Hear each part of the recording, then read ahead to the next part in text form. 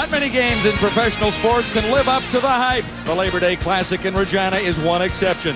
Their records don't matter much on this weekend. The Blue Bombers and the Roughriders can always sell out Taylor Field. Well, this year there's a little extra on the line. These are two of the best teams in the league, both in the midst of a torrid Western playoff race, and the winner this afternoon takes a giant step towards finishing first. It is another sunny Sunday afternoon in Saskatchewan, a perfect day for a classic game. Temperature 27 degrees, the wind southeast, 19 gusting to 28. This is as good as it gets. Winnipeg's Dave Ritchie is 1 for 4 on Labor Day in Regina. The Bombers are looking to bounce back from a lopsided loss last Labor Day to a backup quarterback by the name of Rocky Butler. Danny Barrett will try and get his Riders back on track after the meltdown in Edmonton last week. He knows this is the most important game of his career as a coach. It's the Bombers and the Riders. It's Labor Day weekend.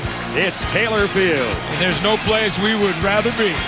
Absolutely perfect for Barrett and the Roughriders, Ritchie and the Blue Bombers. Let's get it underway.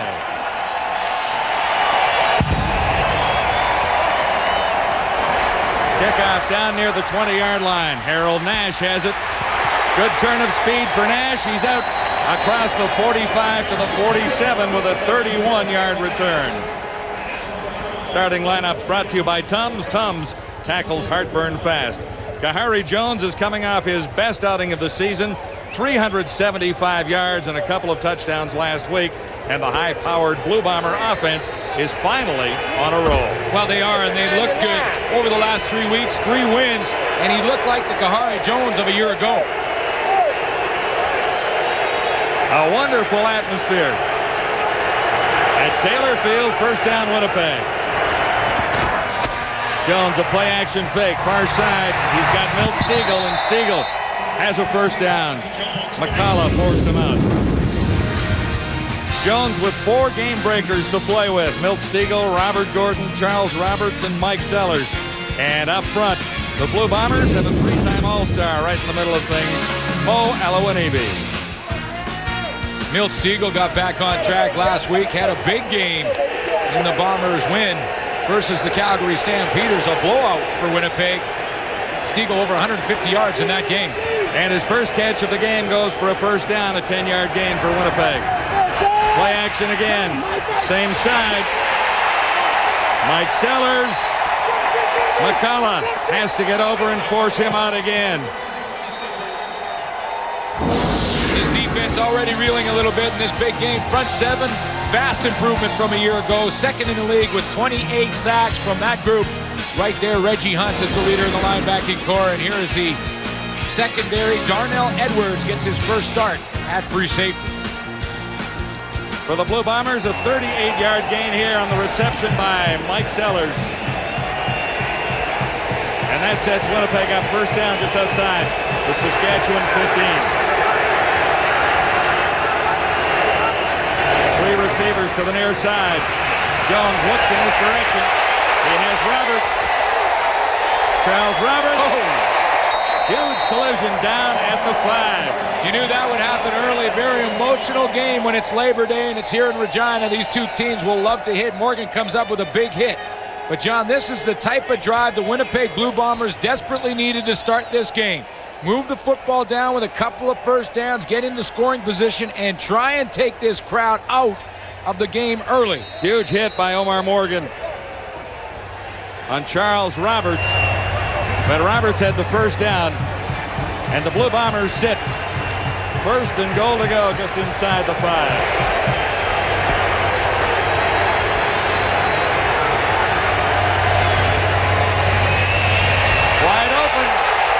Kahari Jones.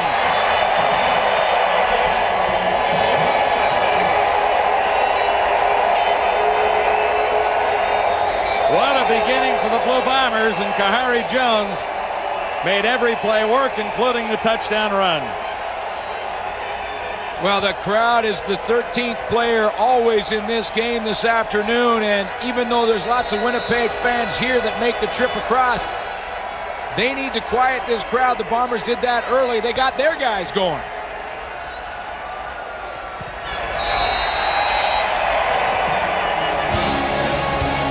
Jones has the first score of the game, a 4-yard scamper for the Blue Bomber touchdown.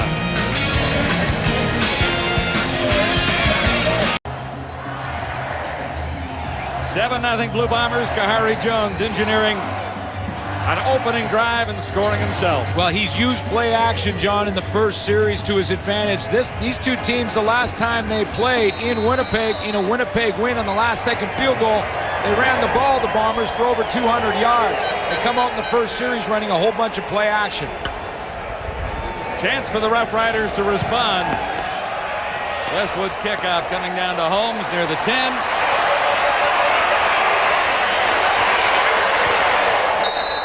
Decent return out across the 35 to the 37. One key play on the Bomber drive for the touchdown. Yeah, and that was the pass to Sellers, and again, it's play action. Sellers going to waggle up here and then take off, and Terrence Milton, the middle linebacker, is in charge of coverage on him. But watch how they use play action one more time. Kahari Jones, he goes and turns around, play action fake right there to Charles Roberts, and then finds Mike Sellers right down the sideline. Key play of that drive.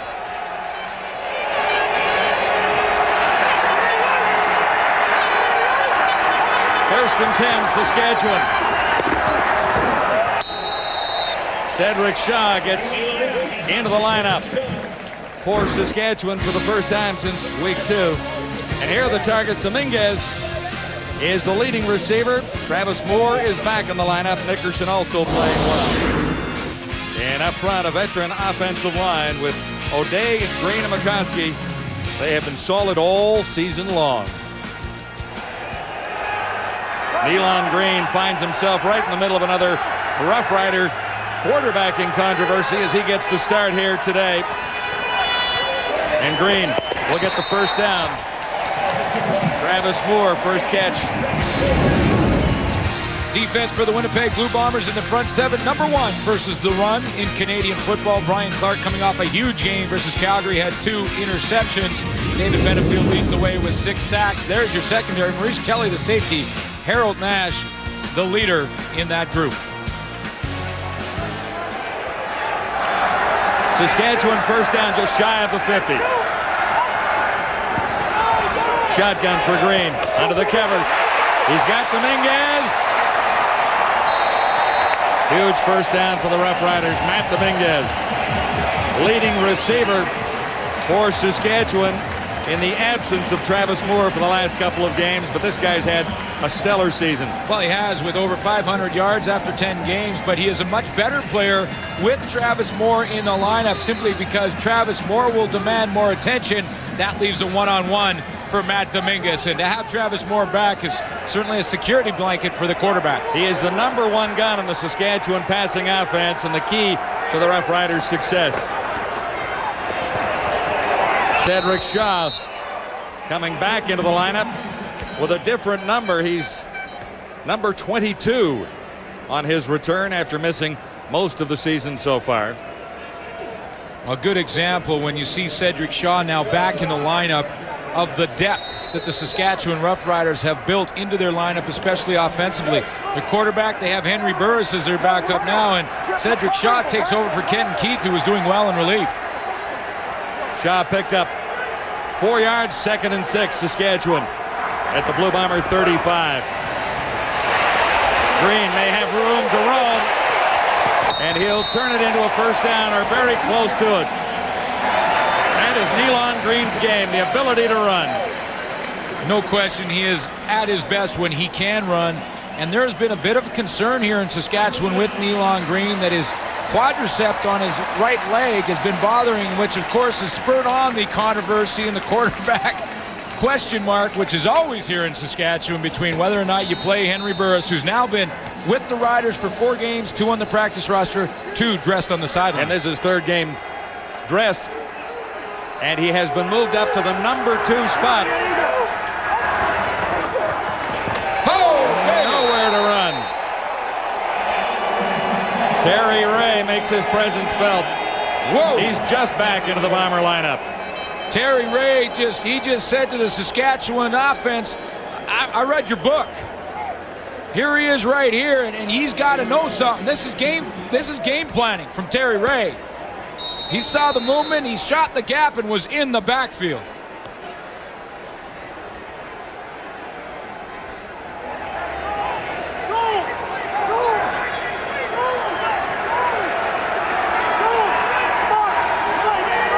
Second and 13, Saskatchewan. Green looking deep. No one home. Dominguez ran the sidelines, and Green thought he was going to cut in. Well, he wanted Travis Moore, and Travis Moore was jammed up by Harold Nash. And I mentioned off the top of the show, Harold Nash is the leader in the secondary for the Winnipeg Blue Bombers, and he will be matched up against Travis Moore for most of this evening. Paul McCallum good on 87%. He's having a sensational year. Definitely in range, into a slight breeze.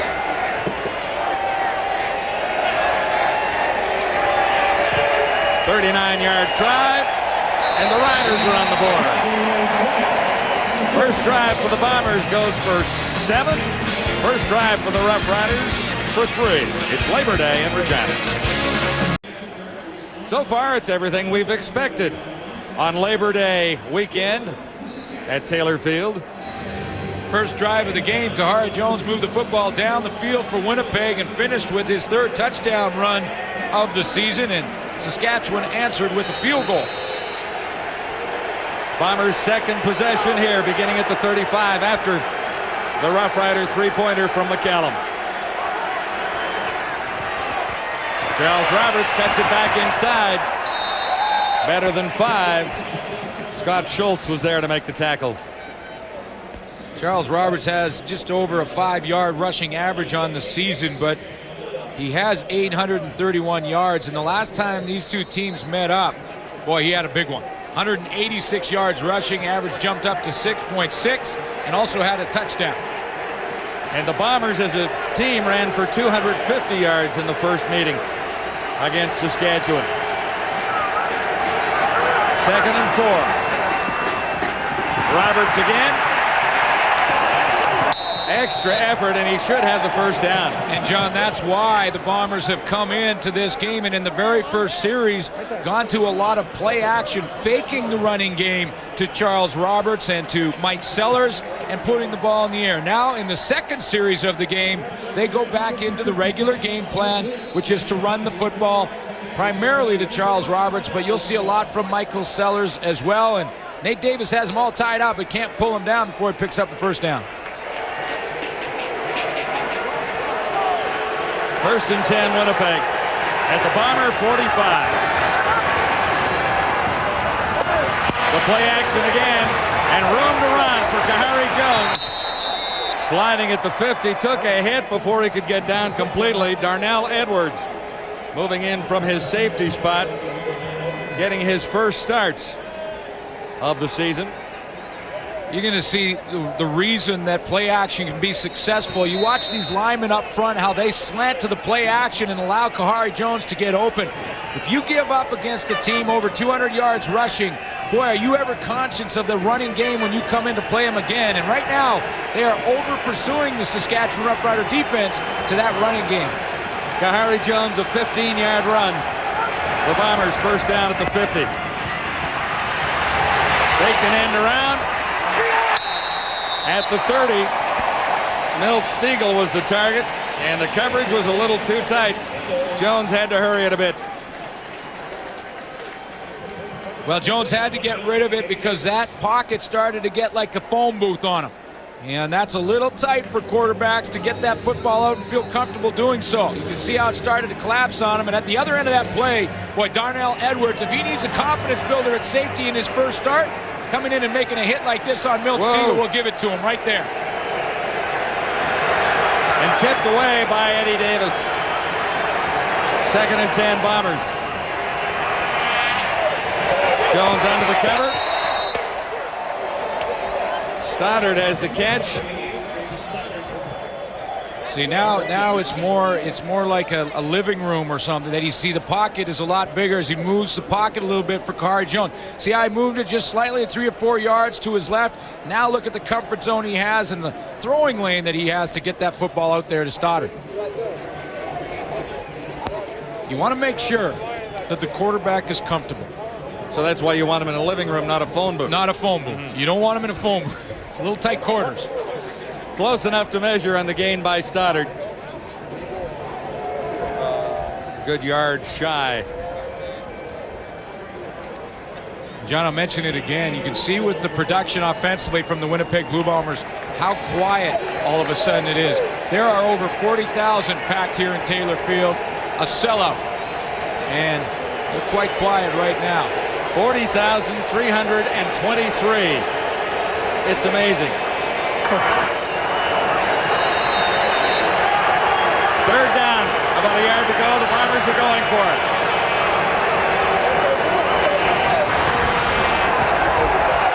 Sellers will have the first down. No penalty markers anywhere. Tough to stop the Sellers Express on a 1-yarder. He's slimmed way down. Yeah, he's cut way back to 275, starting at fullback for the Bombers. And says he's a little light, but it's been hot lately. You can see his numbers when he carries the ball up around 144 yards this season. Has the 3 touchdowns, and you know he doesn't get the ball a whole bunch, but we've seen him with a key play already in this one on that pass. Set up the first touchdown. That's right. First down, Winnipeg.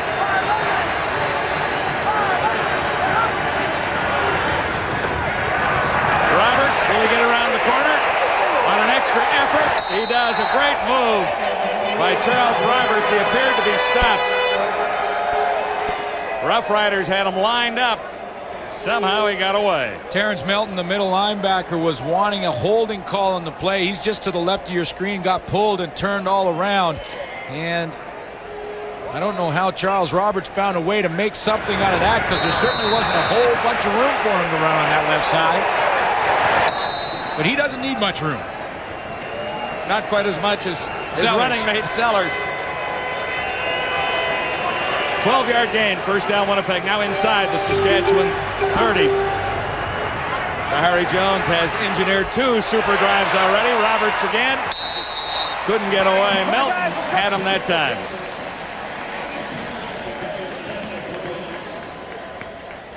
Well, now Terrence Melton has got to try and calm this Rider defense down a little bit. They have some inexperience at the safety position, but certainly their front 7, led by Nate Davis, has been the strength of their team.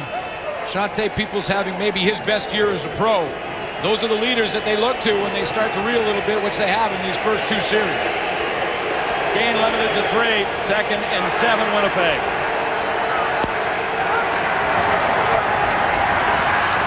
Harry Jones. And he didn't miss by all that much. Well, Darnell Stiegel. John, the presence of Darnell Edwards in the middle. And again, that's 2 pretty good plays from a guy in his first start this year.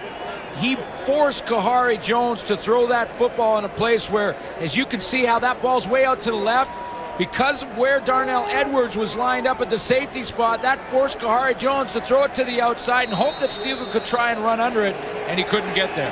Edwards, a graduate of the University of Manitoba, Montreal native, has had tough luck and hurt both knees in the CFL, just getting back into the lineup.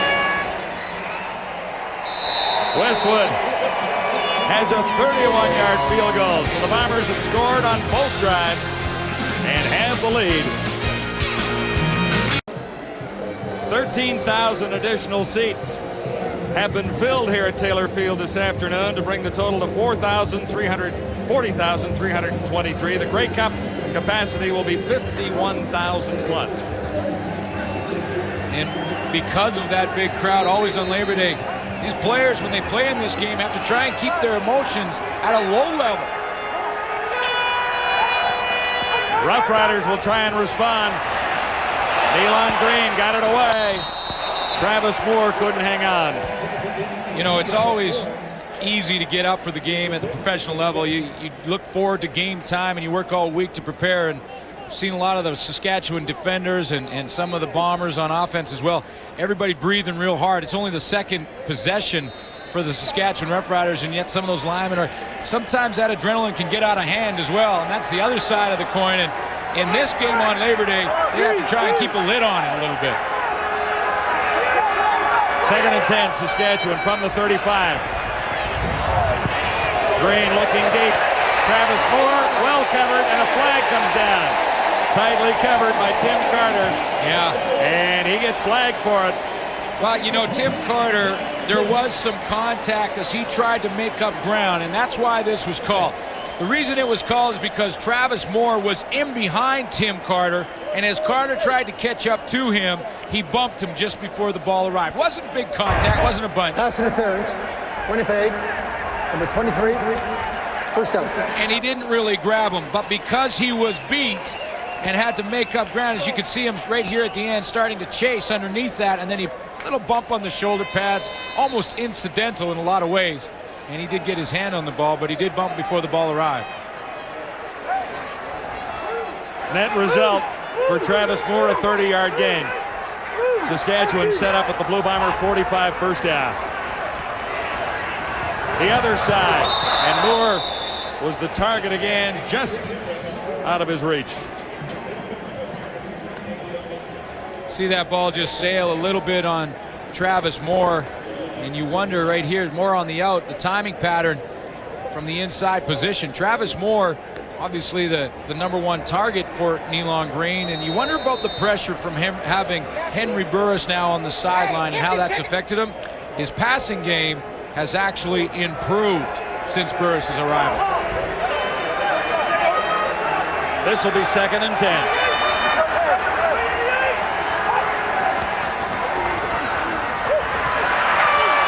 Get it away, batted down. Or is it fumbled? The Bombers have a live ball. McGriggs comes up with it. Well, the question was Nealon Green's arm moving forward when he was hitting the pocket? And I don't think it was. He looked like he was hit. That ball popped out of there, and the officials didn't hesitate. They let the play continue. It's Take a turnover. another look. Nealon Green has the ball down low on his hips, and absolutely that ball pops right out of there and is gone. That's a fumble. Winnipeg football in the first big turnover of the game. See if they can capitalize now.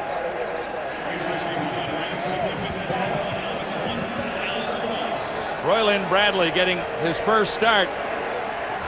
Created the fumble for the Bombers. 1st and 10, Winnipeg. Kahari Jones. Over the middle, it's Stiegel again. Always dangerous after the catch, and he has about 6 more after making the reception. Tremendous balance in the offense right now is the reason Winnipeg has this edge. They've quieted the crowd. They did that in their first series. And now they've shown some balance. They've shown spread formations. They're using the entire football field, throwing the ball a couple of times to Stiegel, using fullback Mike Sellers, and then throwing in some runs to Charles Roberts. A 21-yard gain. Bombers are threatening to score again, leading 10-3. And it might be on this play. Touchdown, Winnipeg. It was wide open for Charles Roberts. And that is a 21-yard touchdown run for Roberts, his 5th of the year. And you see the explosion from Charles Roberts on that play. He may be one of the only running backs in the game that you really don't worry about his per rush average, because at 5 it doesn't look all that impressive. But he can, on one play, accelerate and explode like that and really hurt defenses.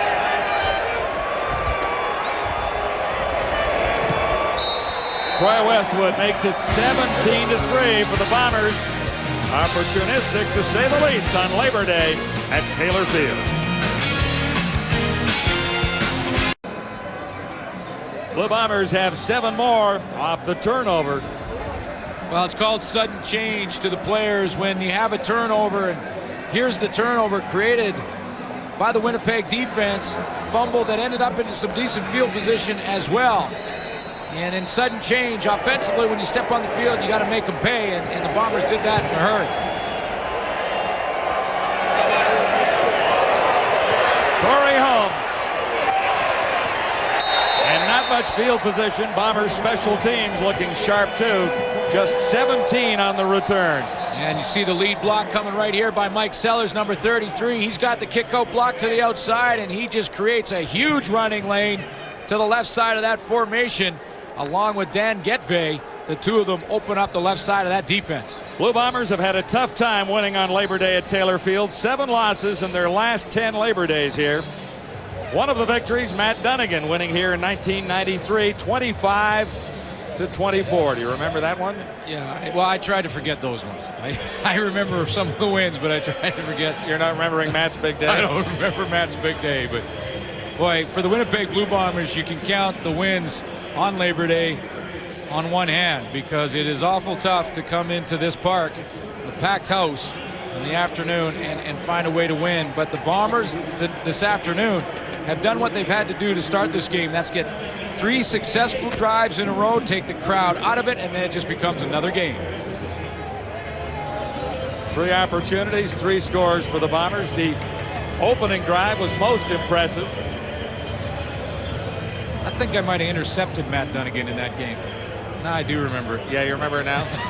Actually, Bombers hammered you guys that day, 25-24. Oh, yeah, well, they consider it a blowout if they were out on by 1. But, hey, they keep playing football like this, and the Bombers are on their way, because this is a tremendous block. Good kick-out block to the outside. Charles Roberts, look at the hole he has to run into. It just accelerates straight to the end zone. Darnell Edwards, no chance to get to him on the outside. Dennis Mavrin, the injured Rough Rider, making his way to the sideline now. Saskatchewan starts deep in Rider territory. The return was not terrific, so the Riders begin inside the 20.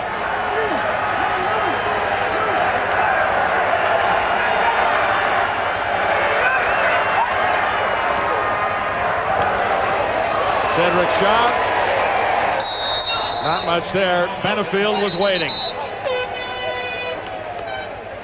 Mentioned Nealon Green and how he's adjusted to the pressure of having Henry Burris, who is not only a tremendously gifted quarterback, but also one of the fan favorites here. Won the 5 games before Burris arrived. Theirs was a percentage and average per game yardage. You see how that's improved.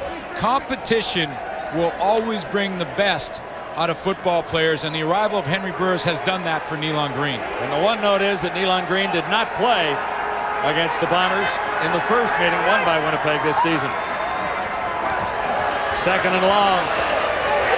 That'll be a first down. Travis Moore, he is the clutch guy, missing from the Saskatchewan lineup for 3 games. Maurice Kelly over to make the tackle. Travis Moore is a smart football player. He's in the middle of this trips formation to the backside, and watch how he just tries to avoid the jam there, gets inside position on Maurice Kelly, and just presents the target. Didn't have to run full speed through the field. All he had to do was find that little soft spot in behind the linebackers, but in front of the defensive backs, Dave Donaldson. Travis Moore with 450 yards receiving and 5 touchdowns coming into this one. A little mix-up, a flag down. And Green scrambles for about 5. Brian Clark might have moved a little early there.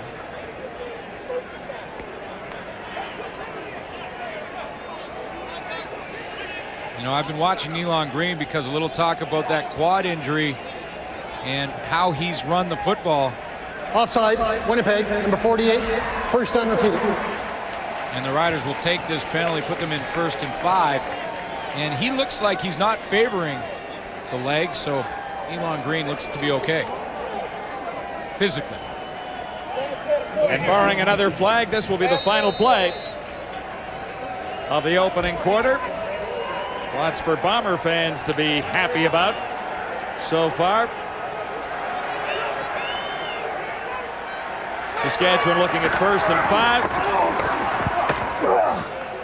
5. Cedric Shaw getting back into the Rough Rider lineup after going out with an injury in week 3.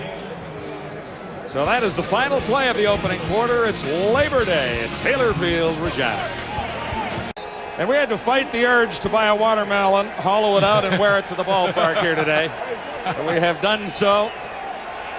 It is a fashion statement, no doubt about it. Well, there is a lot of fans that make the trip from Winnipeg. In fact, the Bombers this week, because of the crowd situation here, practiced with loudspeakers on the field, and they actually stayed in Moose Jaw, which is just outside of Regina. Didn't want to stay in the city simply because it is such a party on Labor Day weekend for this game, and it can be very loud in the city, and you can't get much sleep as a player if you're the visiting the team. hotels are full and a little noisy, no question about it. Zarka has the first down for Saskatchewan at midfield.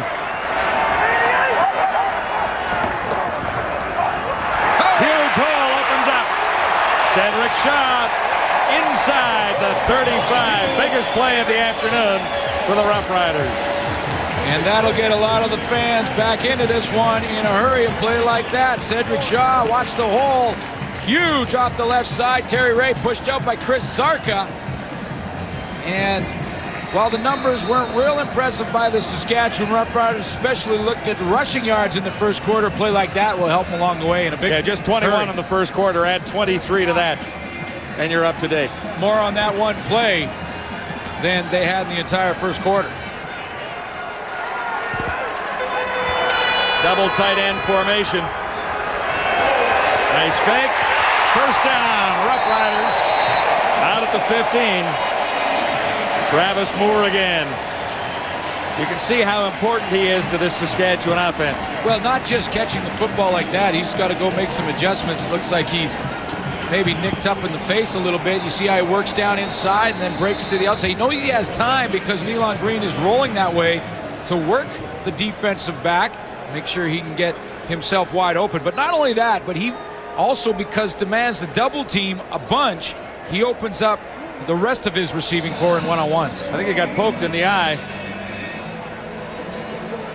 on the tackle, and that's why they're tending to him right now. The Labor Day Classic, the Blue Bombers and the Roughriders, Taylor Field, Regina. The Roughriders have won 4 of the last 5 Labor Day Classics. As you can see, the Bombers are well prepared here this afternoon as we bring in Ray Morrison somewhere in the stands. Yeah, John, in talking with a lot of the Winnipeg Blue Bombers in that streak of losing 4 of 5, they'd like to end that as far as the Riders' success has been concerned. And a lot of them feel the best way to do that is to win in front of the largest crowd in Labor Day history at Taylor Field of 40,320. For some reason, it doesn't matter what these teams' records are at the time. The Riders always seem to come out on top, and the Bombers are going to see if they can stop that in front of the biggest crowd ever here for a Labor Day weekend game. The new seats added for the Grey Cup, and there will be more before Grey Cup Sunday arrives. Seating here will be 51,000 plus for the Grey Cup. 77 days away, folks. And this province will put on the biggest party of the year. And it is Frito's Fandemonium Day here in Regina, where one lucky fan will receive a trip for 2 to the Grey Cup right here. Nothing satisfies like Frito's, and we can only hope that maybe it's a Blue Bomber fan that wins, so the trip is worthwhile. I mean, you wouldn't want to be coming from South Albert on the free trip, would you? Saskatchewan first down. Oh. Well, Jason French couldn't hang on. I'll tell you one thing, there is no more blue or green paint available in this province or in Manitoba. Travis Moore is on his way to the dressing room. You're right, it looked like he was poked in the eye, or at least cut. He might have to go in there for some stitches. I know they were holding that gauze on the right side of his hand. This is a play where he was injured. Maurice Kelly right across, up high in the face, and must have got his hand in there in some way, maybe his thumb, and looks like he might have cut Travis Moore. This is 2nd and 10, Saskatchewan at the Blue Bomber 15. Nealon Green looks to run, head down. He's got 8, maybe 9 yards. Well, that little pump fake really got him a chance in the outside, because when he broke containment and pump faked the football, it really froze the defenders. He's going to step up into this side of the formation. And as he does it, watch this pump fake right there to freeze Brian Clark just for a second to give himself about 3 or 4 extra yards and make this close. Clark still made the play and slowed him down, keeping him short of a first down. Now Danny Barrett has sent in the field goal team. They're about a yard away, and obviously the crowd hates this call. 3rd down, less than a yard to go. And the Rough Riders will settle for a field goal try from Paul McCallum, trailing 17-3. Oh, wait a minute. They fake that. Kevin Glenn, in at quarterback, will have the 1st down. Kevin Glenn is the holder in field goal situation, so Danny Barrett wanted the Winnipeg Blue Bombers to put on their field goal return team, and with the field goal return team on, Glenn just says, wait a minute, you know what, we're not going to kick the field goal. I'm going to come up here and take it on the quarterback And look at sneak. the Bombers scramble there, but Glenn needs 2nd effort to do it. Well, he bounces to the outside, but the Bombers were scrambling just to line up right. Tricky little call there from Danny Barrett. 3 cracks at it from here at the Blue Bomber 3.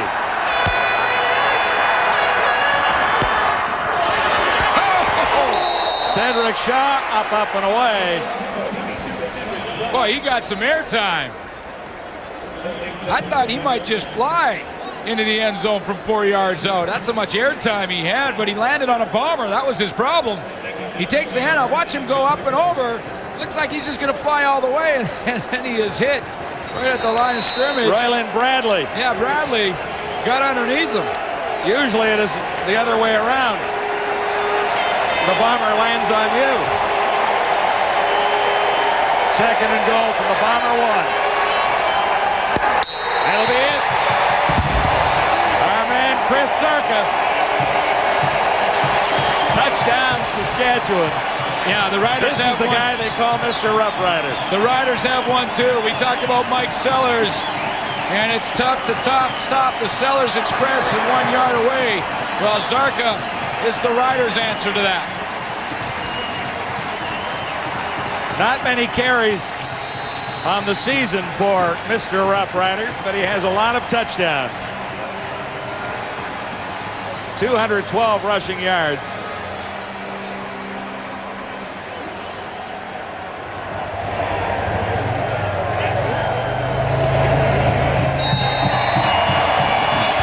McCallum converts Zarka's touchdown, and the Riders are back within a touchdown. We've got a ball game. That's because it's Labor Day. Chris Zarka in the middle of that sea of green, number 33, has his 9th touchdown of the season, a 1-yard plunge. Look at Cedric Shaw in there trying to quiet the crowd a factor even with the Riders, the football in scoring range. He's trying to control it so Nealon Green can call the signals, keep his football team onside. They did that, and Zarka finished with a touchdown. Cedric Shaw back in the lineup after being injured in week 3. Harold Nash bobbles it. Stopped at the 25. 11 on the return. U.S. Open Tennis from Flushing Meadows, New York, right after we're done. 10 o'clock Eastern, 7 Pacific time for more from the U.S. Open Championship.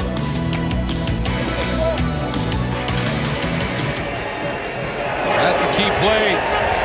Field goal formation that turned into a 1st down. Kevin Glenn off the left side. The key play to set up that Zarka touchdown and get the crowd back in it.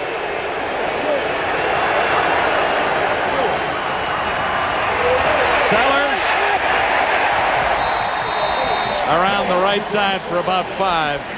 Terrence Melton, the middle linebacker, made the stop on Mike Sellers, who averages 4.9 yards a carry. What a contrast between the two styles. You get 275 coming at you at one play, and then likely the very next play, you go to 170. Yeah. So you just 100 pounds difference in the running backs between Charles Roberts and Mike Sellers, and you see standing side by side, you can actually see how different they are. Roberts can hide behind him. On 2nd down. Jones completes. Stoddard has another catch. Omar Morgan held on.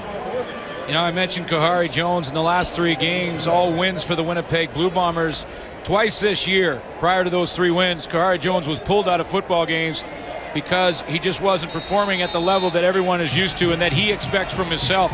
In the last 3 games, he has improved in a big way, averaging over 300 yards passing in the last 3. And last week was his best game of the season.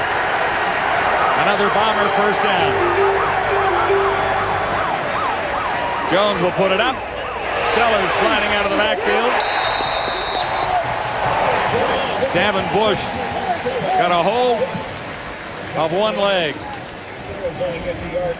Jones 375 yards and a couple of touchdowns last week against Calgary. Well, I mentioned over 300 yards in the last 3 games.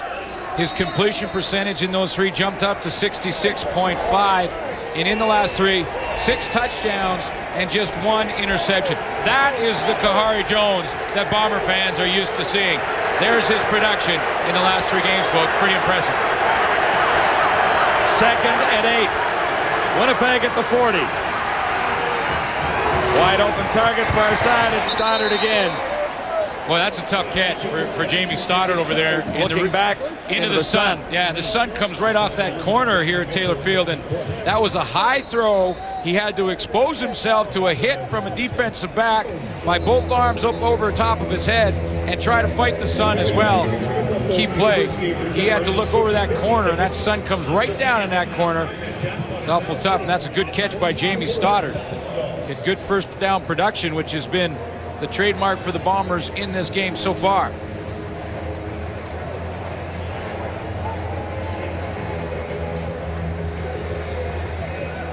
Just a little bit shy on Stoddard's 3rd catch of the afternoon. A couple for 52 yards last week against the Stampeders. 13 for 215 and 1 touchdown coming into this one.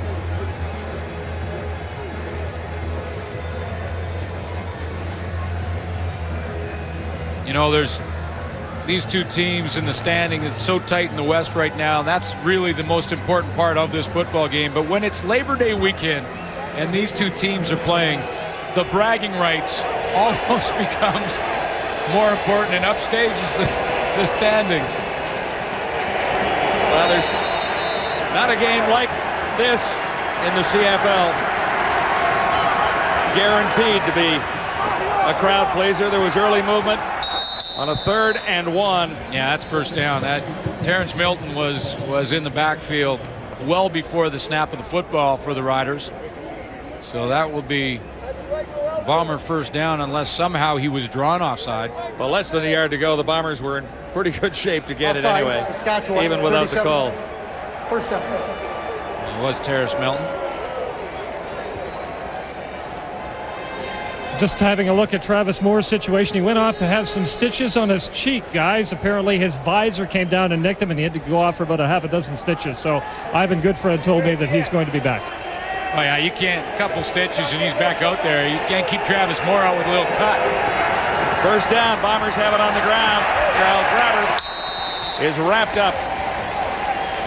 Riders defense really struggled in the first half against the Eskimos last week. In fact, Danny Barrett said it was the worst half of football his team had played since he became the head coach here. And I actually talked to defensive coordinator Richie Hall as well.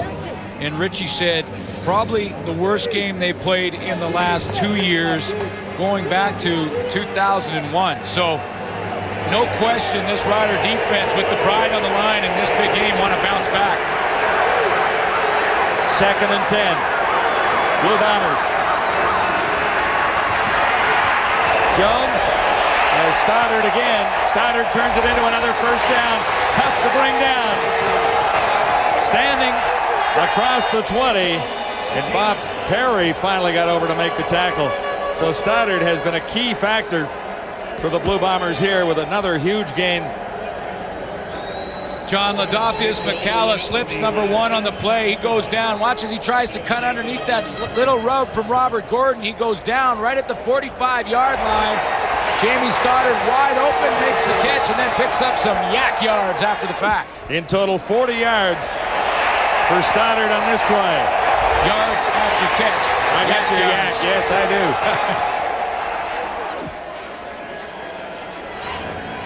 It's a little slow to get up. Good start for Jamie Stoddard here in this one. 4th catch, he has 65. We'll be on the road again next Friday night. Wendy's Friday Night Football. We're going to bring these guys along with us. That's the guys in the bottom part of the screen, not at the top there. Well, they may make the trip too. You never know. But always a big crowd for that Labor Day rematch in Edmonton between the Stamps and the Eskimos, and the panel will be there as well. Stoddard looks okay on that sideline for the Bombers, but he'll have to wait 3 plays. His 40-yard reception and run afterwards, setting Winnipeg up first down inside the 20. Kahari Jones looks to the end zone and missed. Ladarius Van. Well, one thing that the Bombers have wanted to improve on is their production once they get in the red zone inside the 25-yard line. They have 18 touchdowns, 34 opportunities. They'd like to turn more of the 13 field goals into majors and make good on their opportunities inside the 25. Tonight, they have 2 touchdowns. They've got in the red zone. They're in there again. 2nd and 10, Blue Bombers. Just inside the Rough Rider 20.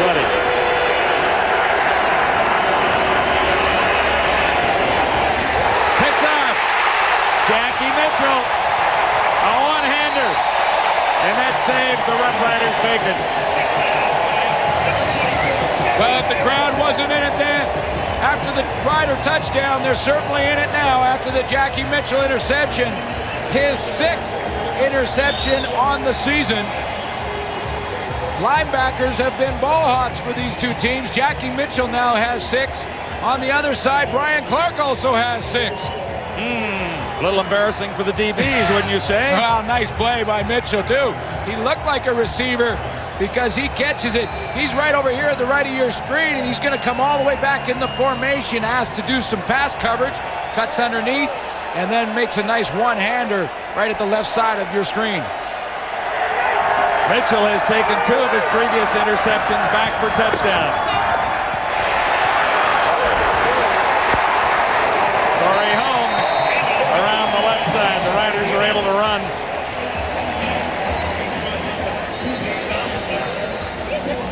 Interesting with those linebackers hauling in all those interceptions, wouldn't you say, pal? Well, you know, their one thing is that linebackers are asked to do a lot more covering these days than they were in the past, and linebackers are really at this time in this stage of football converted defensive backs, so not real surprising that they've got more interceptions. I understand what you're saying. I mean, there's a lot more backs moving down from the secondary to play as linebackers. Jackie Mitchell is one of them.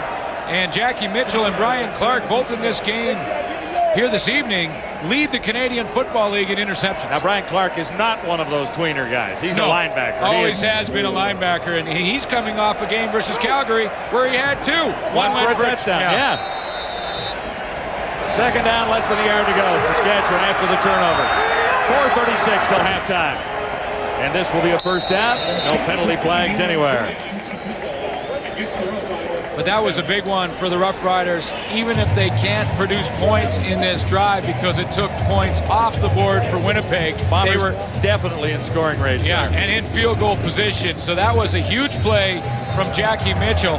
Danny Barrett, even if he gets a couple of first downs and punts, dodged a big bullet because Bombers go in for a major at that point, and again, take this crowd right out of it. 1st and 10, Saskatchewan. Shorten it up. Elon Green stands in. Now looks for room and throws on the run. Far side. He's got Corey Grant. Oh, what a throw. What a throw. Corey Grant's first. From Elon Green. Corey Grant has time. He's at the top of your screen on the 30. Works to the inside, then can bang back to the outside. He has time because Green is on the dead roll. But what a throw from Elon Green to get it out there. He had no chance to set up. He was on the dead fly to the right side. He's fading backwards off his heels and puts that one right on the money. First catch for Corey Grant. He has 16 yards. Riders first down at the 50. Cedric Shaw. Doug Brown had him by the ankles. You know, in that Winnipeg defense, they started real strong. Brian Clark, we mentioned the game he's coming off of versus Calgary with a couple interceptions. Doug Brown, the key to stopping that run in the middle of the formation, especially the Cedric Shaw type runs, because that's the hard yards inside. So him and Denny Fortney are in charge of that. And on the outside, it's up to Lamar McGriggs, David Benefield to try and contain Nealon Green. Riders 2nd and 9.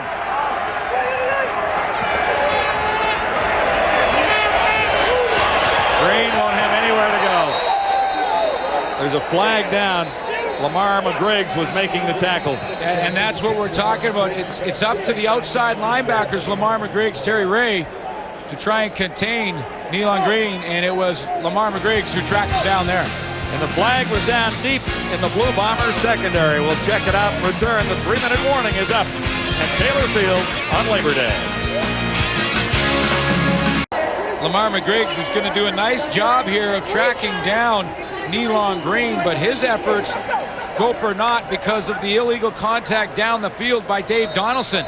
Dominguez was coming across the middle right there in your screen, and as he breaks to the outside, Donaldson gets them all wrapped up. There's the illegal contact, first down Riders.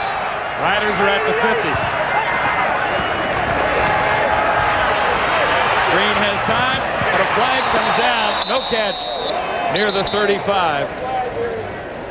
Chris Zarka was the intended receiver, couldn't hang on. This one will come back. Anyway.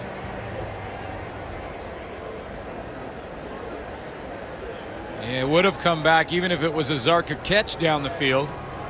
And here's why. Holding, Saskatchewan, number 60. First down repeated. Gene Mikowski called on the holding, and Mikowski's going to be matched up for a lot of the evening against David Benefield, who is having a very good year. 6 sacks for Benefield. He had a forced fumble versus Calgary that went for a touchdown, and those two will go head to head. 303 versus 245 pounds of quickness. Benefield, the lineman of the month for August. I also think the time of the clock. First and 20, Saskatchewan back at the Riders 50 now. Little screen pass almost picked off. In fact, it is. Denny Fortney comes up with the interception. It just dribbled into his hands. Denny Fortney is not often asked to try and cover anybody, including the running backs and Cedric Shaw. That's the job of the linebackers. But Denny Fortney will just sniff this one out on his own and slide over to Shaw. It bounces off Shaw's hands and right into the big paws of Denny Fortney. You can see him slide over there. He reads it on his own. That's not his responsibility, and shows up when Nealon Green doesn't believe he should be there. The interception sets the Blue Bombers up inside the Saskatchewan 45. Charles Roberts. Jackie Mitchell made the tackle. The Bombers so far offensively have done exactly what they've wanted to do in this game, and that's to provide some balance, running the football, using play action, finding Milt Stegall, Jamie Stoddard a few times, and take the crowd out of it early. Get an early lead, because on Labor Day, if the Bombers come in here and don't do that, it snowballs in a hurry. Gain of 7, 2nd and 3, Winnipeg. Roberts again, he won't get there this time. Terrence Melton. Come on, guys. And this Saskatchewan defense, they were reeling in the first quarter and probably too pumped up. I mean, I know coming in as the home team playing on Labor Day weekend, you are always so high. You walk onto the field about 3 or 4 feet off it. You're floating in this game. The adrenaline is pumping. They've settled down since then, made some plays. Jackie Mitchell with an interception. Terrence Milton, a couple big plays on the run. And the interception by Denny Fortney sets the Bombers up for this field goal try from 42. Westwood made his first. And he's 2 for 2. Turnover turns into 3 more on the Bombers scorecard. It's the Bombers by 10 with less than 2 minutes to halftime. Saskatchewan from the 35. Cedric Shaw for about 5 when all is said and done. Lamar McGriggs over to make the tackle on Shaw.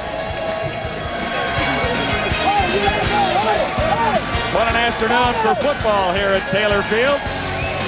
And the guys are ready to go at halftime. Yeah, you got to check them out quickly at halftime and then in the third quarter, because then they're heading to the airport for Edmonton. Oh, they'll need an early start, yes. Because they love to get on the road. The group love to get on the road, so they're on their way. Green looked for Grant, couldn't make the catch. Tim Carter was covering. Timing was perfect from Tim Carter. He came up and Carter's made a couple plays. It seems like on Labor Day weekend when these two teams play, it's always sort of the player that you least suspect that comes up with a big game. Maybe Tim Carter for the Bombers will be the guy. He's made a couple in this one already. It's often sort of the guy that is the left guard or the fullback or maybe the third string quarterback like the a year Rocky ago. Butler type. Maybe who had his first start on Labor Day. Maybe it's and that was his only start, but he won. He beat the Blue Bombers last year. Maybe it's a Jamie started for the Bombers here tonight, or Procedure, Saskatchewan, 99, still third down. or a fullback like a Chris Zarka for the Riders. You never know. How about this? This is the first punt of the ball game. Right here now. Well, it'll be the second. Are you saying that the punters should feel guilty? Well, I'm just saying that everything else has gone on and teams haven't been forced to kick the football. Well, what we've seen is some pretty good offense from both teams. They've the point, moved the football and put some points on the board. And Kahari Jones. Please reset the clock to read 1:30, 1:30. Adjust the clock here and make sure that they add the second. You never know how important that could be. Kahari Jones in his last 3 games, I mentioned how he's improved and really playing with the confidence he played last year, and he's carried on again in this first half. Another flag goes down on this punt. And so does Lawrence Deck, stopped at the 35 by Eddie Davis. We'll check out the infraction back near the 40.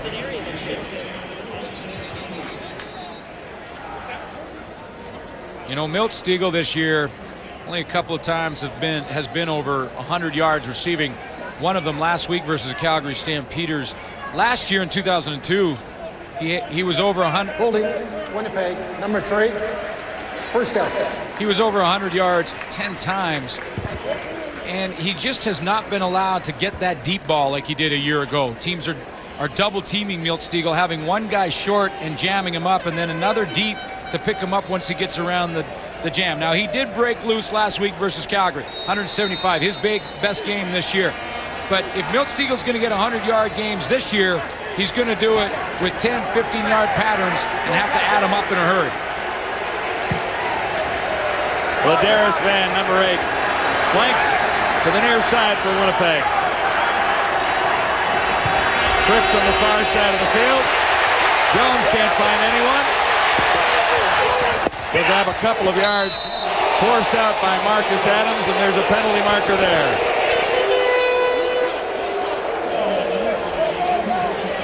Marcus Adams chased Kahari Jones and gave him a little push right on that sideline, which is where the flag came out. No infraction on the play. And they're going to wave it off. Fans hated it. And we'll show you, fans hated this. The flag came out with this little push right there. As Kahari Jones was on that big white stripe, they realized that there was no problem. Jones was okay, and they waved it off. It's a good decision.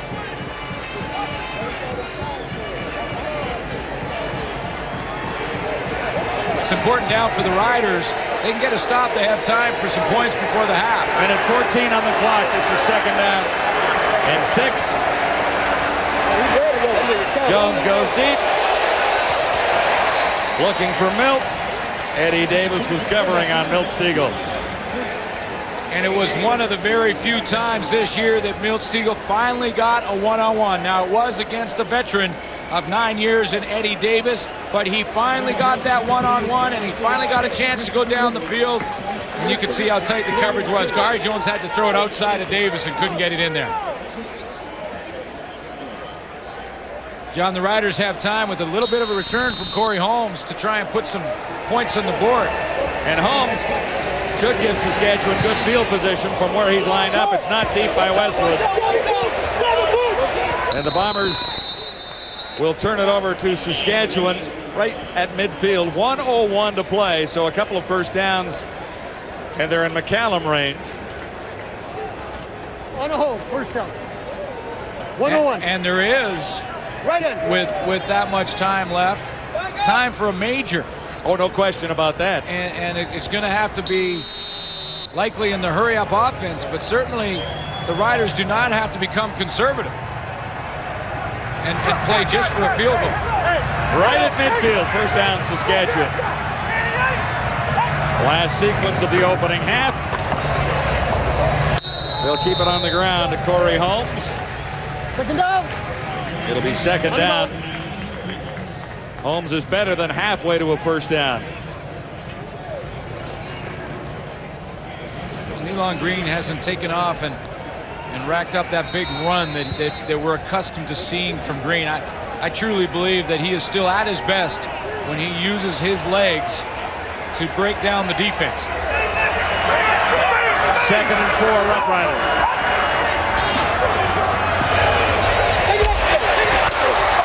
Cedric Shaw will have the first down. 38 seconds till halftime. Nice little rub play from the Riders. Have two receivers go down inside, and Cedric Shaw just slip underneath to the outside. Flag on the far side of the field. This is coming back. Well, was the rub a little too aggressive?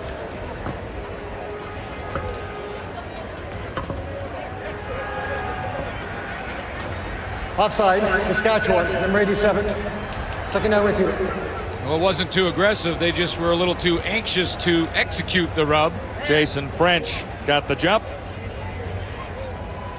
And you can see way up at the top of your screen, he's well into that neutral zone right up here and offside.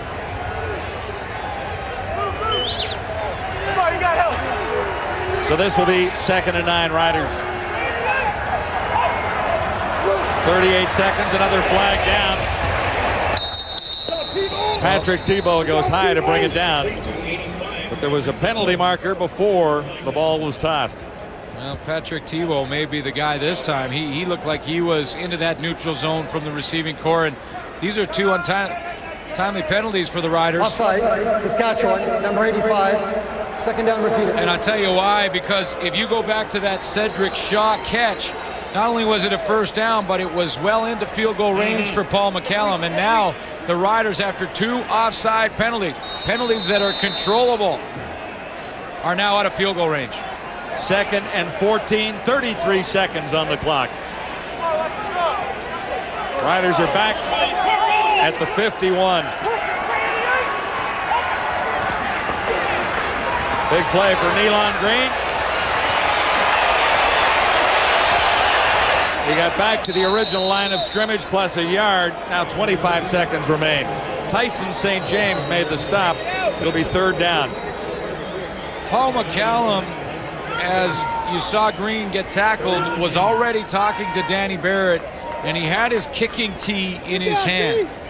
Barrett elected to go with the punt formation, and it's because of the returners in this league this year. Well, how many missed field goals have gone all the way? Exactly. Now, Paul McCallum has made field goals of over 50 yards in his career, and he's got a bit of a breeze behind him. He was talking Barrett into trying to go for the long field goal and talked out of it because of the return ability of a lot of players in this league, including Ladarius Van, who, if you miss a field goal, you have offensive line covering, and they come back in a hurry.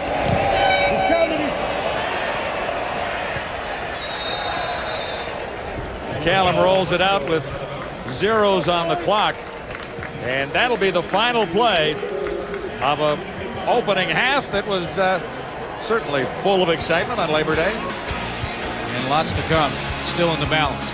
It's the Bombers by 10. It's the Blue Bombers by 10 at halftime in the Labor Day Classic at Taylor Field, Regina. Let's bring in Ray Morrison. Danny, let's talk a little bit about your defense. They were able to score a minute 43 and to get it going from their usual suspects. So I guess that's one thing you got to be a little concerned about here. Well, 4 straight drives, and we made some adjustments, to finally keep them off the board and everything. So now we got to come out and really play shutout football from a defensive standpoint. Offensively, it's only a 10-point game, so we got a lot of time to pull out the W. Having said that, are you sticking with Nealon here? Well, I think we're going to make a change right now and go with Henry. Nealon's leg is a little bothered. He's hampered. He's not moving well. So we're going to see if Henry can ignite us a little bit. And if not, then Kevin Glenn may have to play as well. All right, thanks. Okay, thank you. So there you go. Nealon Green will watch for a while. Henry Burris will have his hands on the football when the Riders' offense is on the field. And I watched Nealon Green that first half. He looked like he was running well, but oftentimes in a leg injury, you go in and it stiffens up at halftime. On the return, Saskatchewan looking for a little room. Simon Buffo loses yardage and is inside the 30. There's a penalty flag back at the 40-yard line. So the crowd will get what they wanted for a couple of games, and that's to see a little Henry Burris, and maybe with Saskatchewan, not so much so in the Ottawa game in the win, but 2 losses in the last 3, and a lot of people have wanted to see here Henry Burris. Nealon Green has been the starter coming out of camp, and Danny Barrett has not wavered from that one iota. Nealon Green with 6 completions in 12 attempts, 89 yards, no touchdowns, 1 interception in the first half.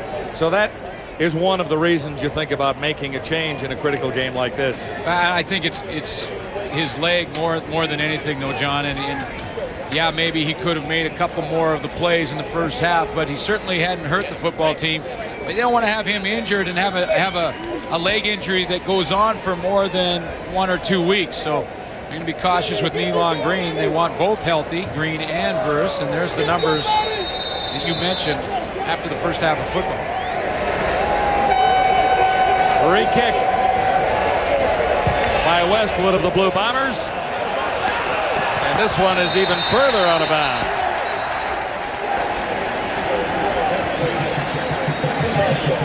And I mentioned earlier, Henry Burris now has been here for 4 games. This is his 3rd time with the uniform on. 2 games here, 2 weeks on the practice roster. Legal kickoff. Winnipeg, number 7, Saskatchewan. The Roughriders will take the field advantage and begin at the 45. And the crowd loves it. They saw number 10 run on the field, Henry Burris, almost to a man. They stood up, gave him a standing ovation. They love this decision. We'll see how Burris handles this. Hasn't played for a while. Last game was in NFL Europe back in May. And hasn't really seen much action since he left Saskatchewan. His final year, 4,647 yards, but he had 30 touchdowns in that season, and that's what got everyone in Saskatchewan so excited before he headed to the NFL.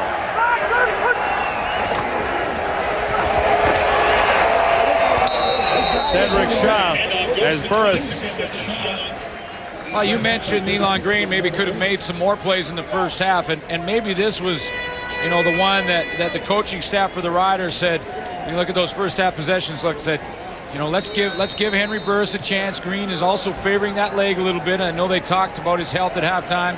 And they come out and say, let's see if number 10 can get it done in the second half. Cedric Shaw has 5, 2nd and 5, Riders at the 50. Burris puts it up for the first time and missed his target. It was Shaw sliding out of the backfield. And Burris put it just a little bit too high. Yeah, and especially to a running back. A lot of times receivers will make this kind of catch. You see Burris drops back. His very first throw back in the Canadian Football League is a little bit high and over Cedric Shaw's. Now, receivers often come up with that one. It's a little tougher on running back simply because, number one, they wear different pads and they don't catch the ball quite as much as receivers do.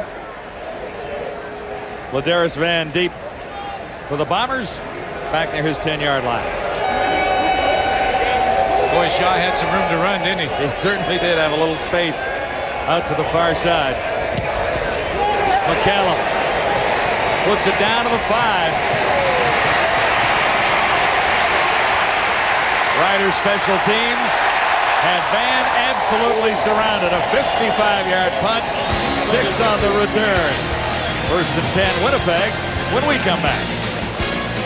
No sacks so far on Labor Day in Regina, but when we get some, Purelator will contribute the quarterback's weight to the Regina Food Bank. So far, several tons have been donated as a result of quarterback sacks in the CFL, courtesy of Purelator and the Tackle Hunger Program.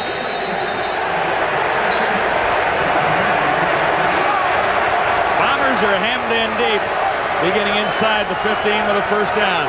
First possession for Winnipeg. Good fake, and Jones connects with Stiegel out near the 20. He's forced back, so the spot will be rather interesting here.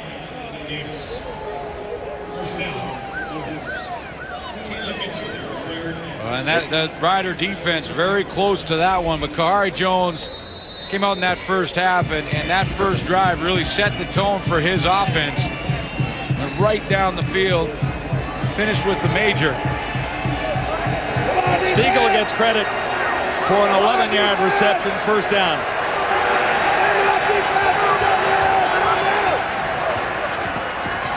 Good fake by Jones. Didn't fool everyone, and he was forced to fire it away in a hurry.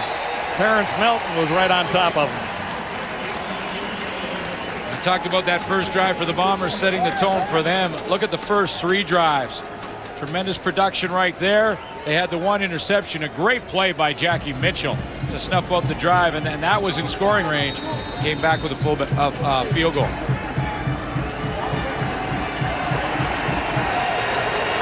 Blue Bombers lead at 20-10. 2nd and 10 Winnipeg. From the 23, Jones takes a hit. Did he ever? He was nailed. Stoddard was the target, and Jones hammered by Terrence Melton. That's 2 plays in a row that Melton has been in his face. And John, when you're talking about this game, the game of football, not just the Canadian version, it doesn't matter. That's the good stuff right there. That's what it's all about. 2 big plays back-to-back from Terrence Melton. He was the one who cut Kahari Jones off in that first down and then got him there to rush the throw. Corey Holmes is deep. Westwood's punt comes down near the 50. Holmes ran into one of his own players and was stalled on that drive. Everybody wants to be the quarterback. Until Terrence Melton comes into your neighborhood. Down by 10, Saskatchewan head coach Danny Barrett has made the change. Burris is in at quarterback. Here's Ray Morrison.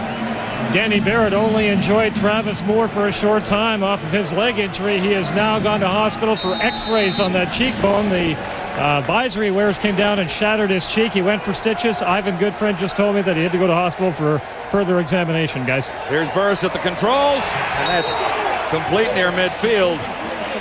Now they're going to wave it off. Oh, Corey Holmes didn't hang on. Show you early in the first half and talk about Travis Moore. It's a big loss to the Riders lineup. Right there is where he was hit by Maurice Kelly, and that visor he wears went off the mask and jammed down into his cheek. Initially thought it was just a cut. They're going to take a look at that closer at the hospital and do some x-rays. So Travis Moore not available to Henry Burris as he tries to get things going for the Riders. Hey, watch the draw, Lamar. Travis Moore had 3 receptions before going out, a couple of critical ones, in fact. 2nd and 10, Saskatchewan. Burris shotgun. Far side. Almost picked off as he looked for Corey Grant.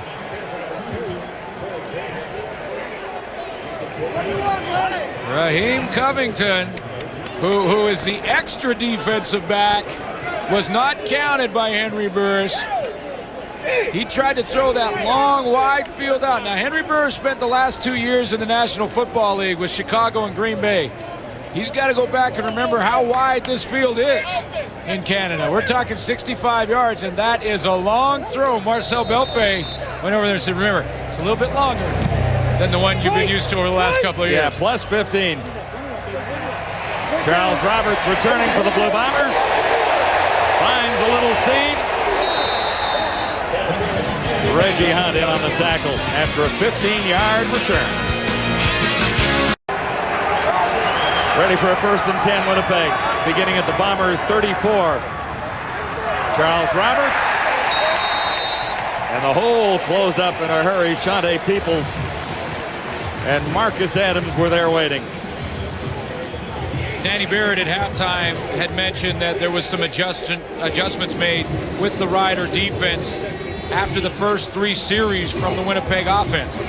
And the adjustments, it looks to me, is that the front 7 is more conscious of the outside now. They're cutting off those cutback lanes in the middle, but while doing that, they're stretching the field. They're widening and making sure they keep all those running plays contained in a smaller area.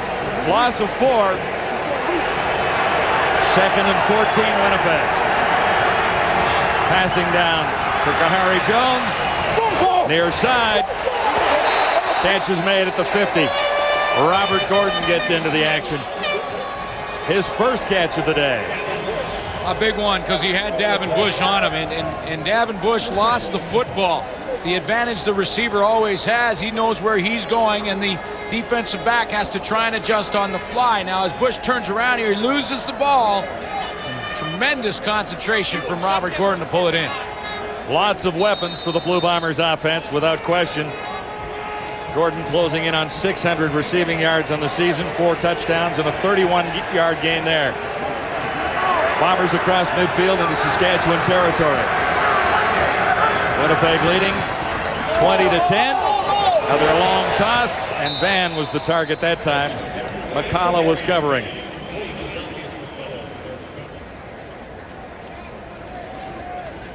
So when you look at the Riders defensively, the guys up front, Shante Peoples, Nate Davis, the big guys are way more conscious in the run game of containment, trying to keep Charles Roberts, Mike Sellers, and Kahari Jones all in that box, which is about 7 yards wide. Keep them in there. And this group struggled last week against the run in the loss to the Eskimos. 2nd and 10. Jones gets it away in a hurry, and he'll have a first down. Milt Stiegel coming up with a catch as he spun around at the Saskatchewan 35. Well, and what the Riders have also done is sent Terrace Milton into the blitz package a little bit more, number 37. And of course, Kahari Jones reads this one perfectly, and right where Terrence Milton left, that's where he threw the football. The chess game continues. And a 15-yard gain for Stiegel. Blue Bomber march continues now at the Saskatchewan 35. Charles Roberts off right tackle. And he's close to another Blue Bomber first down, or at least within a yard or so. Reggie Hunt on the tackle. But with all of the weapons here, even if the Riders have adjusted, they widen and they control the run a little bit better. Then they got to deal with Robert Gordon. And then Gordon makes a big catch. And then if you could control Gordon a little bit, you got to deal with Milt Stiegel. Well, they come back to Stiegel. And then they go back to Stiegel. And hey, Jamie Stoddard's made some nice catches in this game. A lot of weapons, that Blue Bomber football team. It's a 7-yard gain. This is 2nd and 3. Big play for the Riders defense. Charles Roberts again. It'll be a first down. Winnipeg, he's still going. Roberts looks to the end zone. He'll get down to about the 2. And then Roberts back to back. That's pawn to rook 4, check for Winnipeg. Not checkmate, yes. Not checkmate just yet. And you could see Charles Roberts sneak out here. This is where he's going to try and run the football right there to the right side, and he breaks one tackle right at the point of attack. Terrence Milton, and cuts all the way back. And one missed tackle turns into a big, big game for the Winnipeg Blue Bombers, who now have the Riders in check. I'm better at checkers. When do they get the crown? Checkmates till the end of the game. We've got to wait, so hang in there. Not but this time Reggie Hunt stands up. This is the guy who set a record for tackles in a game against the Blue Bombers a few weeks back with 16. And he leads the football team with 49 tackles coming into this one. Reggie Hunt is right there. Let's just follow him and watch him play the linebacker position the way it's supposed to be played. Slide to the point of attack, step into the hole, and lower the boom. Charles Roberts definitely felt that. He's still down. That is how you tackle. Lower the hips, drive into the shoulder pad area, and just put the running back on his back.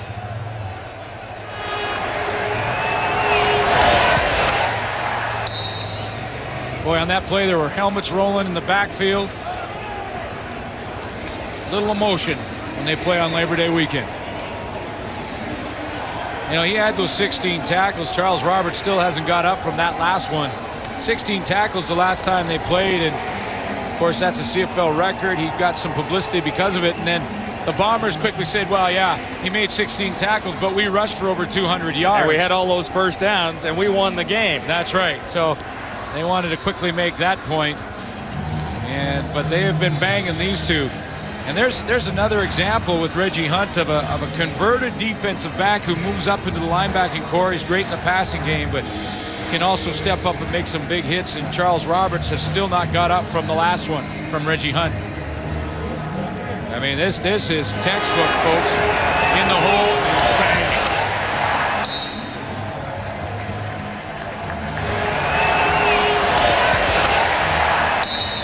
Elowanibi's helmet rolling in across the goal line.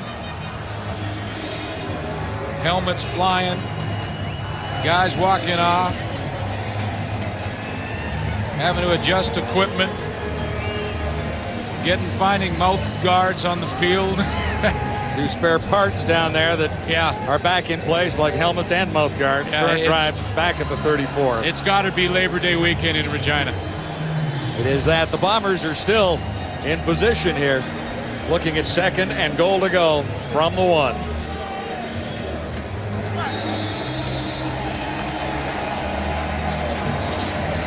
And Charles Roberts may be out, but they get another couple of cracks at it. They have big Mike Sellers in the backfield. Goal to go, Blue Bombers on second down. Untouched. Sellers has the touchdown.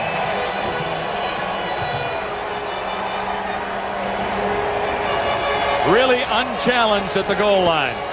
He was, and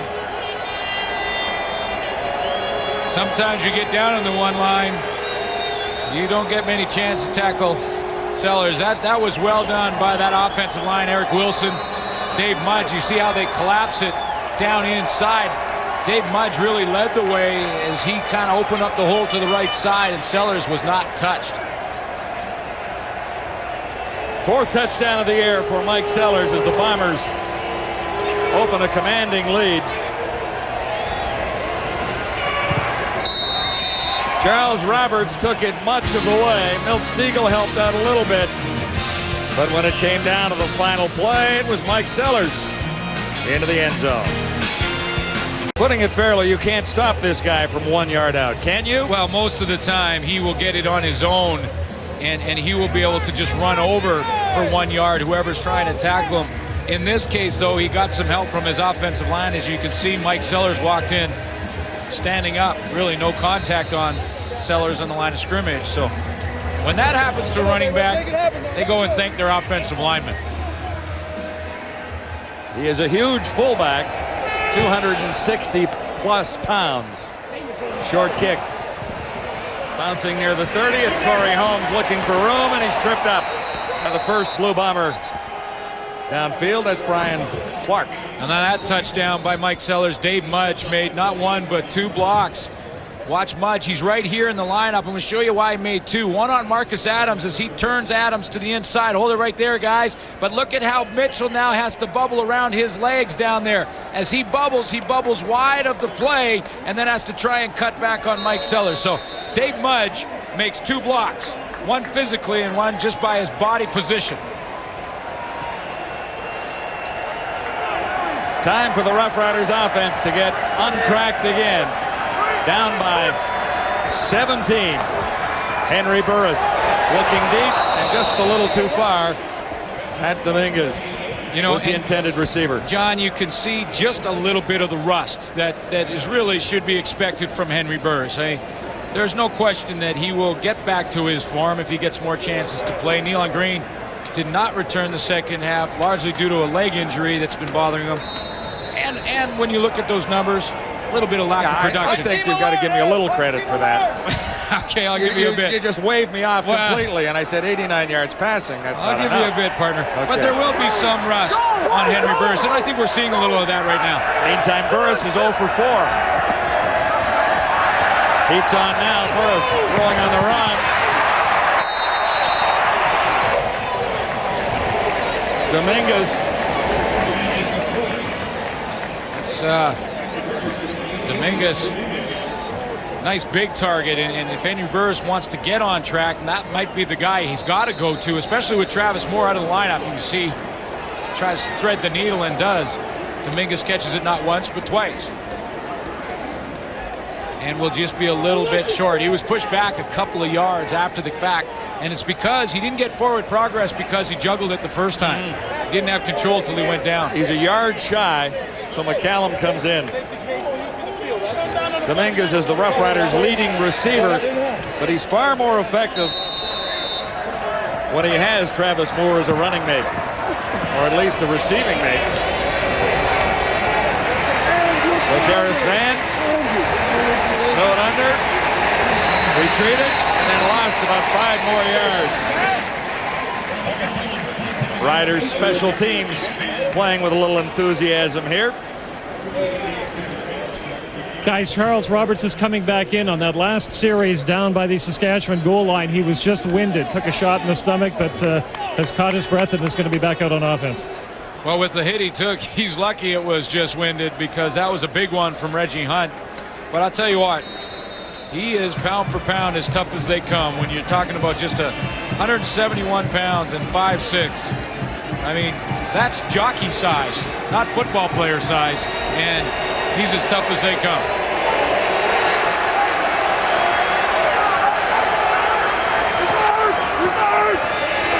And here he goes. Charles Roberts again, another Blue Bomber first down.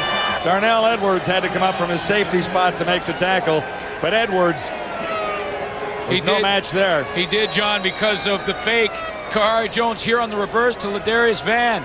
That fake spread out the Rider defense in a big way and opened up the big running lanes in the middle. They were so concerned with reverse and trying to widen out that they left gaping holes in the middle of the defense. And when Charles Roberts gets to the safety, you know he's picked up some yards.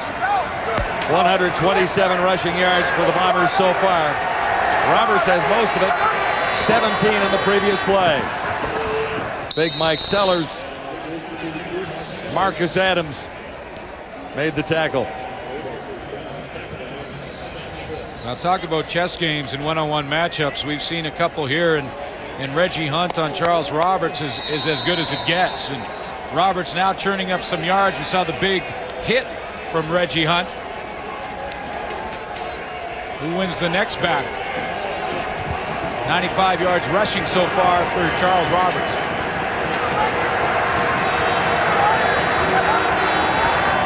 Second and 5. Sellers stopped well short of a first down. Met there by Reggie Hunt. Well, Reggie Hunt took a break from his Charles Roberts matchup to slide across and make that big tackle on Mike Sellers.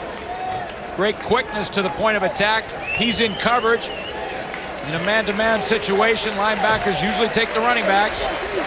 And Hunt makes a nice tackle in the open field, not allowing Sellers to get his shoulder pads turned north and south. Kevin Nickerson. Deep for Saskatchewan.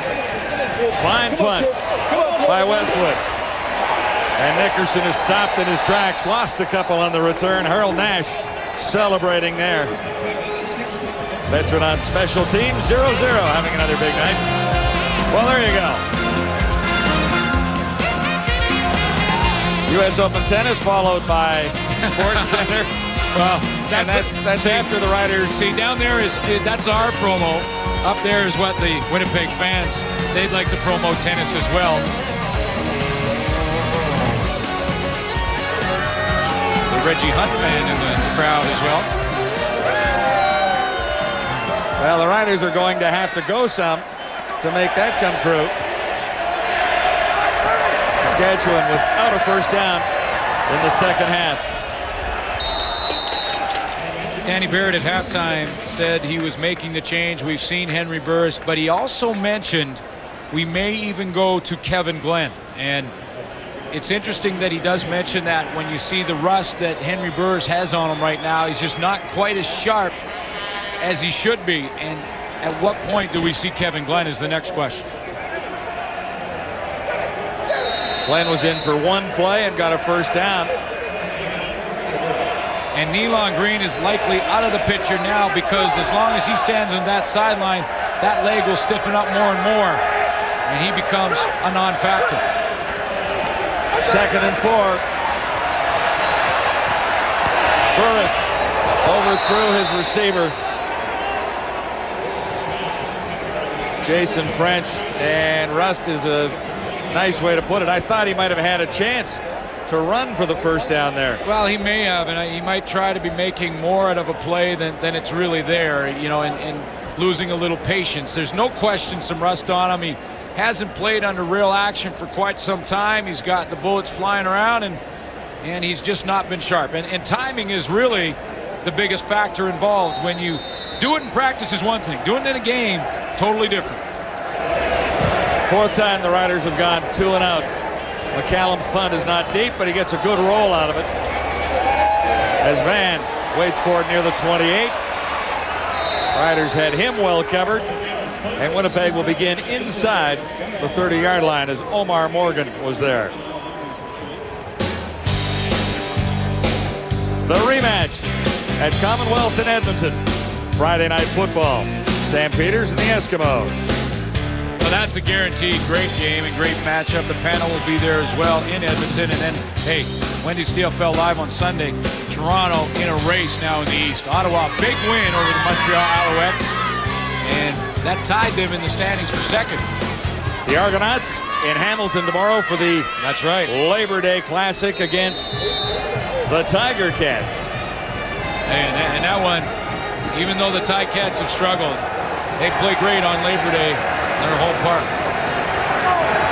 Bombers have played a terrific afternoon of football and into the evening here at Taylor Field in Regina. Charles Roberts appears to be okay. Shante Peoples was there to make the stop on Roberts after a 5-yard gain. You know, a lot of Charles Roberts' runs have been after first contact, and a lot of his yards tonight after first contact. The Riders are putting people in position, but it's just that one move. Reggie Hunt has had a couple of shots on him, but not enough, and his numbers are starting to grow as we speak. He's at 100 now. Kahari Jones looking deep. Coverage was too good from Bush, and a flag is down. Not in that area, but back at the line.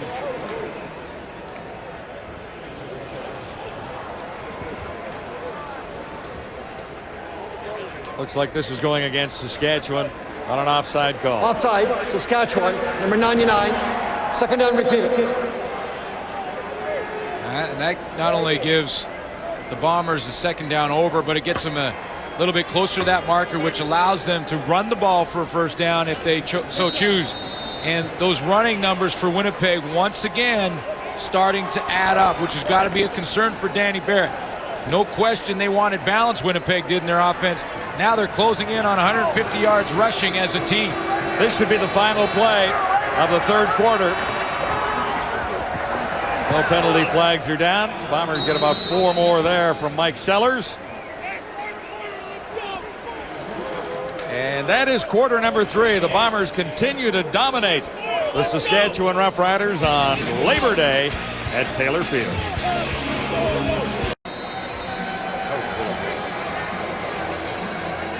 Labor Day at Taylor Field in Regina. We've cranked up the heat a little bit, and the Blue Bombers have come to town ready for a football game, leading by 17 heading into the final quarter here. Charles Roberts popped from behind. Shante Peoples again. Well, they need the Rider defense right now. They need to get the ball right here, don't they? They need more plays from Shante Peoples in the front four, just like that one in this last quarter, because against the run, the numbers for Winnipeg are starting to stack up. In the last 3 games, the Roughriders have given up 174 yards rushing per game, way above what they did in the first part of the season. It's got to be concern for Saskatchewan. Remember, against this team early in the year was over 250.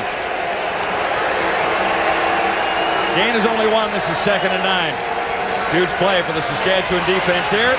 Kahari Jones got it away at the last second. It's Sellers with a head of steam and another Winnipeg first down. And that's the way it's gone for the Blue Bombers much of the afternoon. They had them and they couldn't drop them. And that is the type of play that just takes a knife and puts it right through the heart of the Rider defense, because they had Kahari Jones bottled up.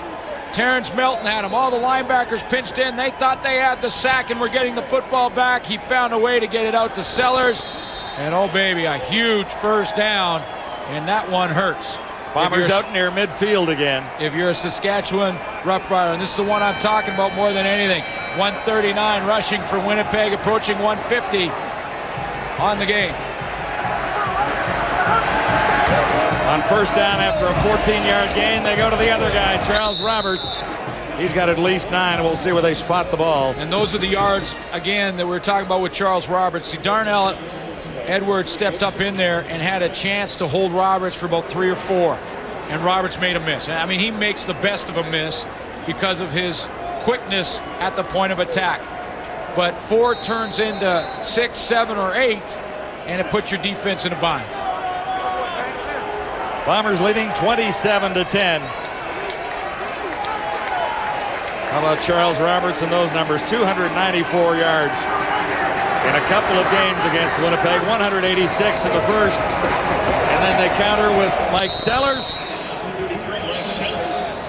You know, and in fairness to Darnell Edwards, it's his first start, and he's not been the only one to have some tackling problems in the hole, in the point of attack, and they've not been those big misses where the running back takes off for a 70-yard run.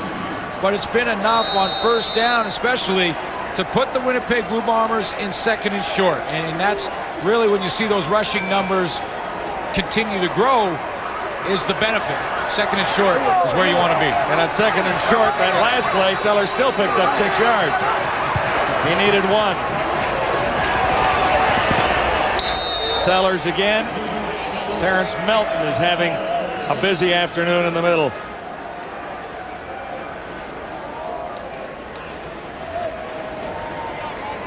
First 7 games, this Rider defense was giving up 98.8 yards per game. That's less than 100 per game, and that's where you want to be. And in the last 3, 174 against the Bombers the last time, over 250. This is the concern defensively for Saskatchewan right now. 2nd and 5, Winnipeg. Jones will put it up. And Van will make the catch at the 35.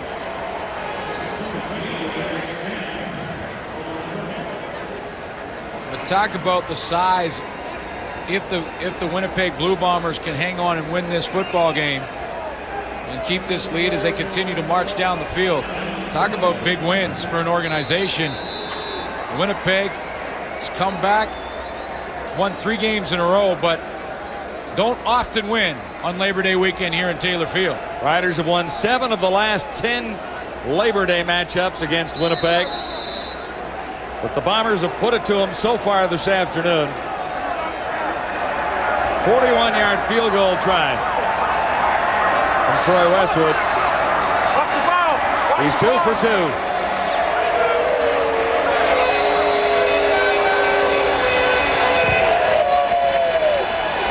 He's 3 for 3. Everything is going right for the Blue Bombers in the race for first place in the CFL West. Well, the biggest game of Danny Barrett's coaching career in Saskatchewan has not gone according to the Roughriders game plan.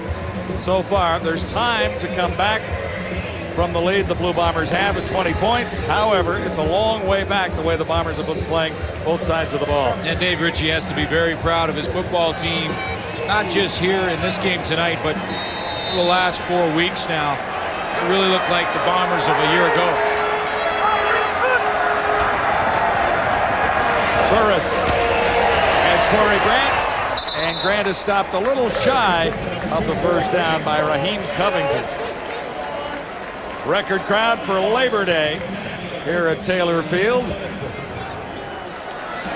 Lots of green paint, and tonight's ultimate fan, Doreen Bonagotsky of Regina. She wins a trip for 2 to Grey Cup 2003, courtesy of Fritos. And nothing she got satisfies like Fritos. She got a little crazy there. Lost the helmet. And our search for the ultimate fan continues Friday night in Edmonton. Now, a moment ago she had a hat on, and it looked like there was a wedding veil sticking out the back. I don't suppose she got married yesterday and just got here to the game in time to win. I certainly hope she didn't wear that outfit at the wedding, if she did. Although if she did, there's one gutsy guy who married her, I'll tell you that. Although it fits in well here this evening. And she's going to the Grey Cup. It's a shorter trip for her than for most who win. Well, there's only one place like it to watch a football game. Taylor Field, Regina, is something special. Meanwhile, the Riders are trying to come back from a huge deficit and took too long getting the ball in play there on first down. Again, more of the rust from Henry Burris. It's just, the quarterback controls that. He controls the clock. Yes, he does have to get the signal from the sideline. Saskatchewan, number 10, still second down. But he has to be aware of all those factors as he approaches the line of scrimmage and try and keep that football moving and snap it in time. And, Matt Dunnigan mentioned it. Putting Henry Burris in, he's just possibly not quite ready to go in live action just yet. And you're talking about rust. You're talking about any kind of game experience.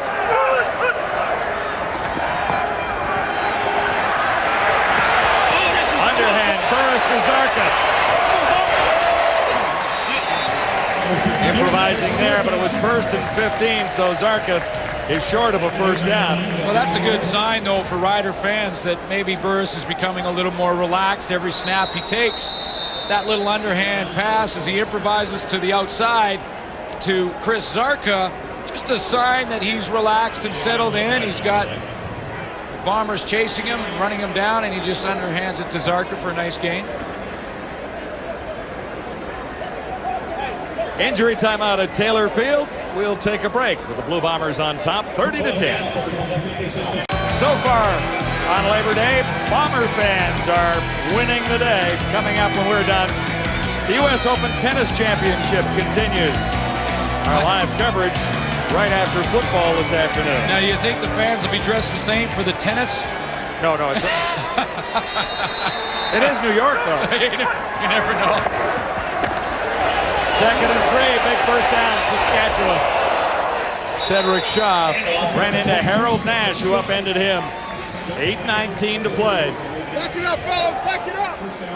This Rider offense been rolling along pretty well all season. They have balance as well in a running game from Shaw and the boys. And Winnipeg has done a nice job. They stepped in, they've got the play up front. They're always solid in the middle with Doug Brown and Denny Fortney, allowing the linebackers to flow. Terry Ray back in the lineup has helped in a big way. And I mentioned earlier the year that David Benefield has been having. You combine it all between Ray's addition and how he's flying around to the football and the versatility he brings. It's really come together tonight for the Bombers. Harold Nash is the injured Blue Bomber, and that's why there's a quick timeout on the field. If Winnipeg manages to hang on and win this game, and it feels pretty comfortable for Bomber fans right now, I'm sure, they would have the season series on Saskatchewan. Yeah. And then it comes down to the final drive for playoff positioning in the West, and it really gets dicey there for the Roughriders if they come up with their 2nd straight loss here. Oh, when you look at this game tonight, the Bombers are running the football effectively, and they have 174 to this point. Charles Roberts, 124 of them. Almost all Charles Roberts. Burris, 3 of 8 in his first appearance. And Chris Zarka, 9th touchdown of the season. The game story brought to you by Sport Check, Canada's largest sporting goods retailer. Sport Check, the best value. So Harold Nash is off for 3 plays at least. And Burris may work in his area. He has Corey Grant, and Grant looked to be pretty close to a first down. Raheem Covington was with him. And, you know, it won't take long for Henry Burris to settle in. And you can even tell by the last 3 or 4 plays that he's getting more and more confidence. He's got a chance now to call the plays on the line. Not a lot of time to think about that rust that he's trying to brush off and just kind of continue to move the football. Now, they'll have to take a break here while they measure this one, but every throw and every snap, Henry Burris looks a little bit more comfortable. He may just have run out of time in this one tonight. Grant has the first down. Just. But you mentioned that tight race in the West, John, and it goes first of all overall record, and then if there's ties, the points, you go after that, it's points for and against. Burris is wrapped up. First sack of the game. David Benefield is there. Hasn't been a lot of sacks tonight. One of the first in the game. In fact, the first. But back in the standings, when you go head-to-head against the team, and then in a tie, you're right, the Bombers win this series. Pressure from the right side, and then Benefield from the opposite side as Burris tries to step up from the right side pressure. He steps into the arms of David Benefield. 7th sack of the season for David Benefield. Burris looks at second and a whole bunch throwing on the run. There's a flag down as French makes the catch. Maurice Kelly was on top of him immediately. Yeah, well, Benefield got a sack, so Corey Holmes was told in the huddle, do whatever you have to do to make sure that Benefield doesn't get another sack. So Corey Holmes says, okay, do whatever I have to do to make sure I get, okay, so I'm going to, well, I'll just pull him down and throw him on the ground. And was that's the call? That's the penalty. I think that was holding? That's the penalty. Holding, tackling, and a takedown by Corey Holmes. Holding. Saskatchewan, number 19. Decline. 3rd down. Benefield, the lineman of the month for August, as we told you a little earlier. He's really come on in the last few weeks. 7th sack right there. 4 tackles for losses. 1 fumble recovery for a touchdown last week against the Calgary Stampeders. Timeout Saskatchewan here. Saskatchewan, 702, number 10. Last time these two teams played was July 10th. It came down to a 55-yard field goal by Troy Westwood on the last play of the game. Charles Roberts was dominant there too. Yeah, and that's the difference, right? And you can see Charles Roberts rushing yards, 186, over 250 as a team from the Bombers, and they've done it again tonight. And tonight it's been control the line of scrimmage, control the football, rush effectively. Concern for Danny Barrett, who's run defense right now. 2 weeks in a row. It's been a problem. Maybe 3 weeks in a row looking back. The Riders go gambling on 3rd and 13. They're out of time. Burris can't hook up with Matt Dominguez. He wanted to throw behind, and Dominguez wanted the ball to go deep down into the end zone. Less than 7 minutes to go. A long afternoon for the Riders on home turf.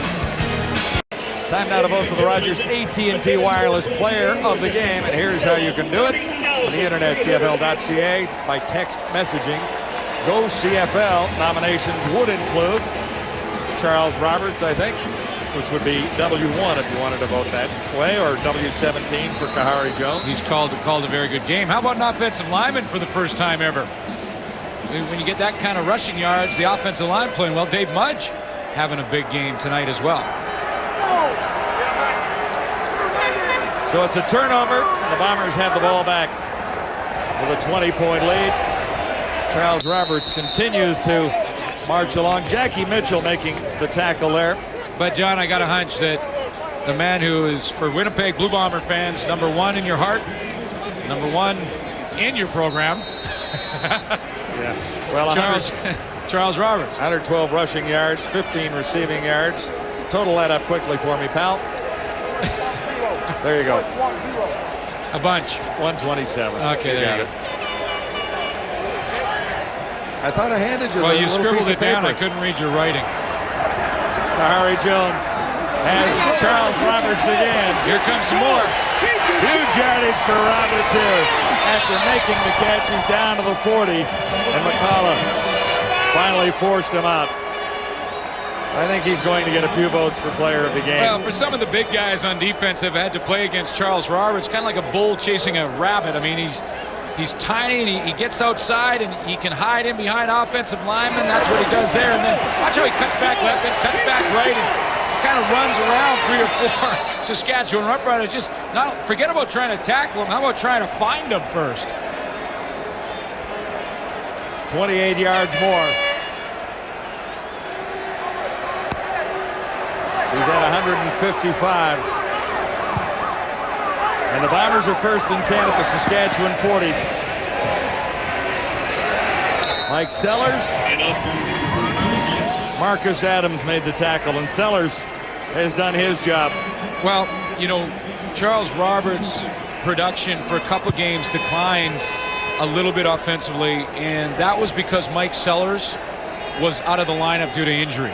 And that's how important Mike Sellers is to the running game, not just when he carries the ball as the changeup, but also blocking, because the fullback is always the lead blocker in the running game. And when you've got a guy who's as athletic as Mike Sellers at 275, boy, opens up some big holes. 3 receivers to the near side for the Blue Bombers on 2nd and 5. It's Roberts on the ground, and he won't get to first down territory this time. Scott Schultz over to make the tackle with less than 5 minutes to go. And it'll be back to the drawing board for the Saskatchewan Roughriders after back-to-back losses. Well, here's their concern more than anything. We talked about the rushing yards they've given up. A bunch again tonight, a bunch versus Winnipeg in July, and last week versus Edmonton, almost 200 yards rushing against Danny Barrett's defense. Okay, that's his number one concern. Now, with 5 minutes left, what he can do is leave Henry Burris in the game to get some valuable reps. Troy Westwood, 3 for 3 tonight. This from 40 yards.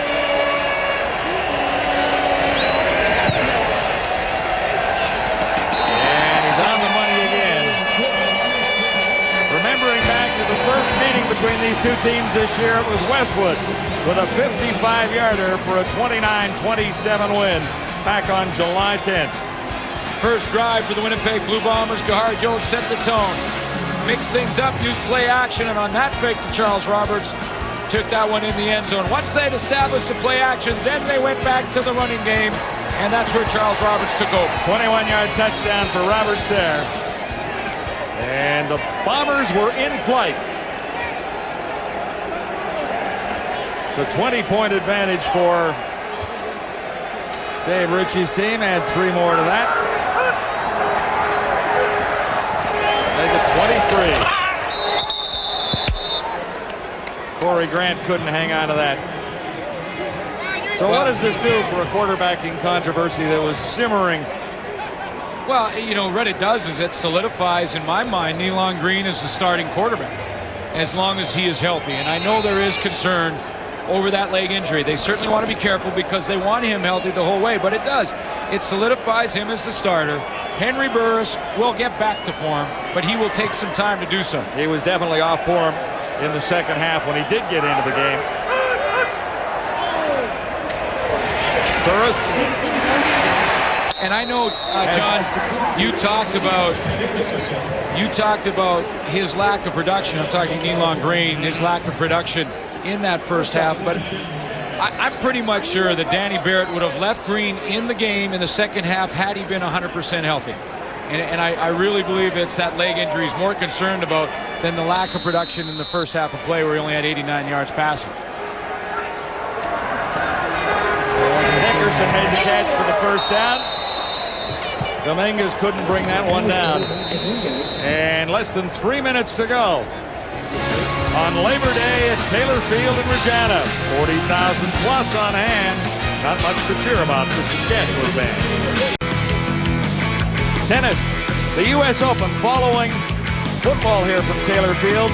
This week, 25 years since Animal House had the first toga party on campus of the university. That's the green version. And that's the Riders toga party here. Burris. Corey Grant one-handed. Was he inbounds? Yes. This was a beauty. This was absolutely outstanding. Well, it was a very nice catch by Corey Grant, who's struggled over the last few weeks in this Rider offense a little bit, and gets that left foot just inside the line and never ever touches the football with the other hand. 16 yards. The Riders needed plays like that a little bit earlier in this one. They're down 33-10.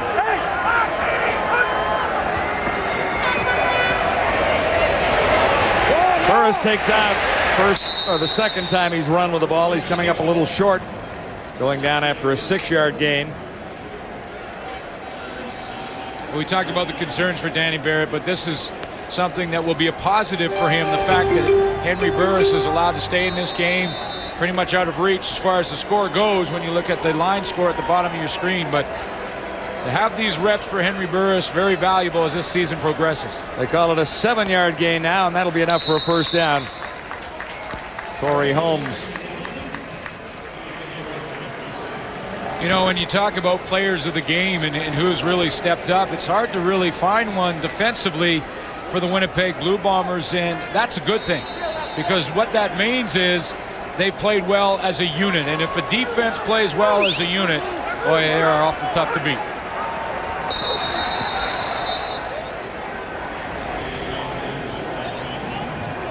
A little early movement from Charles Thomas, the left tackle. So 2:20 to go.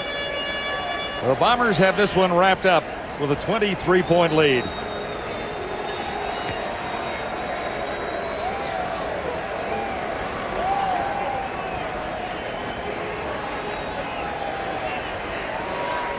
Well, Saskatchewan puts that much more. Saskatchewan 53. Repeat first down. Saskatchewan now with a lot more pressure on them in that western side. When you think about the race for first place in the West, tons of pressure on them now. They'll drop to 6-5, and the Bombers put some pressure on the Eskimos for tomorrow on Labor Day. Burris missed there. The Eskimos at 7-3, so temporarily at least, the Blue Bombers move into first place at 8-3, and BC, well, 7-3 with a bye this week. Should we do it? Yeah, add it in. Okay. Nice 8.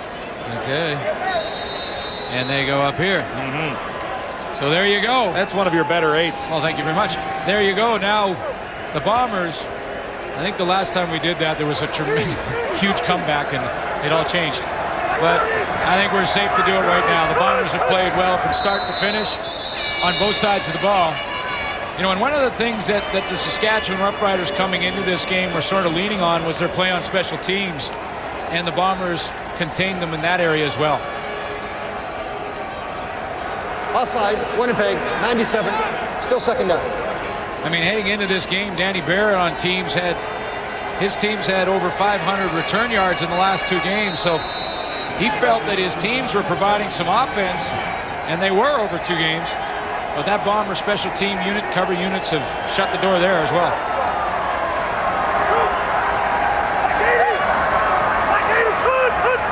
Second and 10, Saskatchewan. Burris has Zarka. Zarka heads to the end zone. Yes!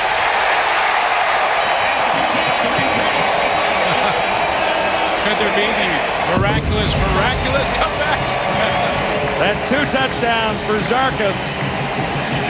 And that's 10 on the season. And that is his longest. You know, and the Riders at this point, you know, they're playing against a Winnipeg defense that are a little more relaxed shall we say, than they were to start this football game, and take advantage of that as Zarka catches that screen and rumbles in, and they'll go for 2 points, of course, back as far as they are. 33-16.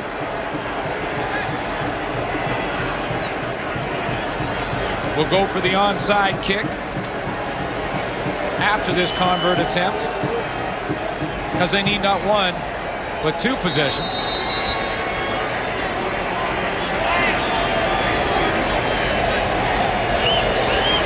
So on the scoreboard right now, Bombers 33, Saskatchewan 16. 2-point attempt to come.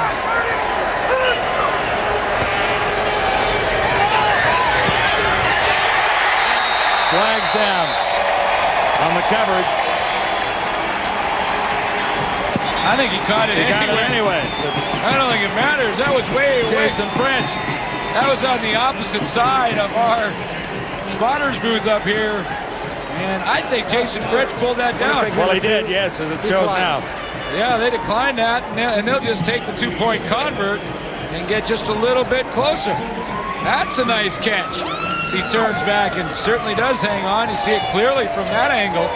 Jason French had to turn all the way back around on Dave Donaldson, comes up with a nice one. So Riders 2-point closer.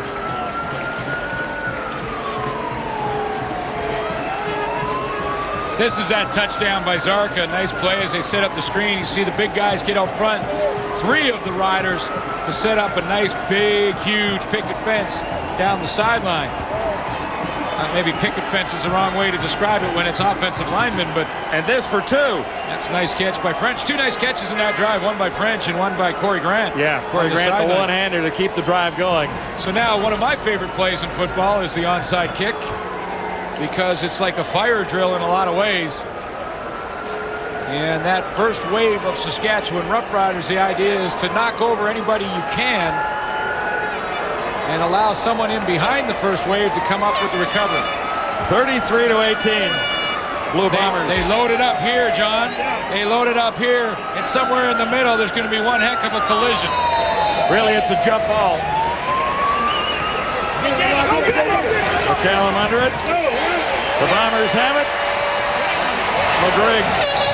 Lamar McGriggs took it on the fly, and that will likely end it for Saskatchewan hopes, unless the defense turns it over in a heck of a hurry. Lamar McGriggs. See that front line, John, they won that war. I talked about the battle there. And every football game is made up of a whole bunch of battles, and this line right here is the first wave for the Winnipeg Blue Bombers in this onside kick.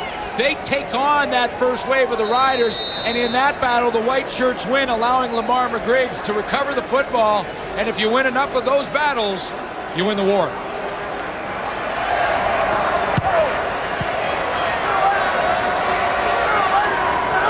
Bombers by 15, and they continue to pound Charles Roberts in there. Darnell Edwards coming up to make the tackle. Harry Jones, not spectacular numbers, but he really didn't need them in this game because of the play of his running backs, well, Charles Roberts and Michael Sellers. And Mike Sellers more in a blocking role, but between the two of them, they churned up a bunch of yards along the ground.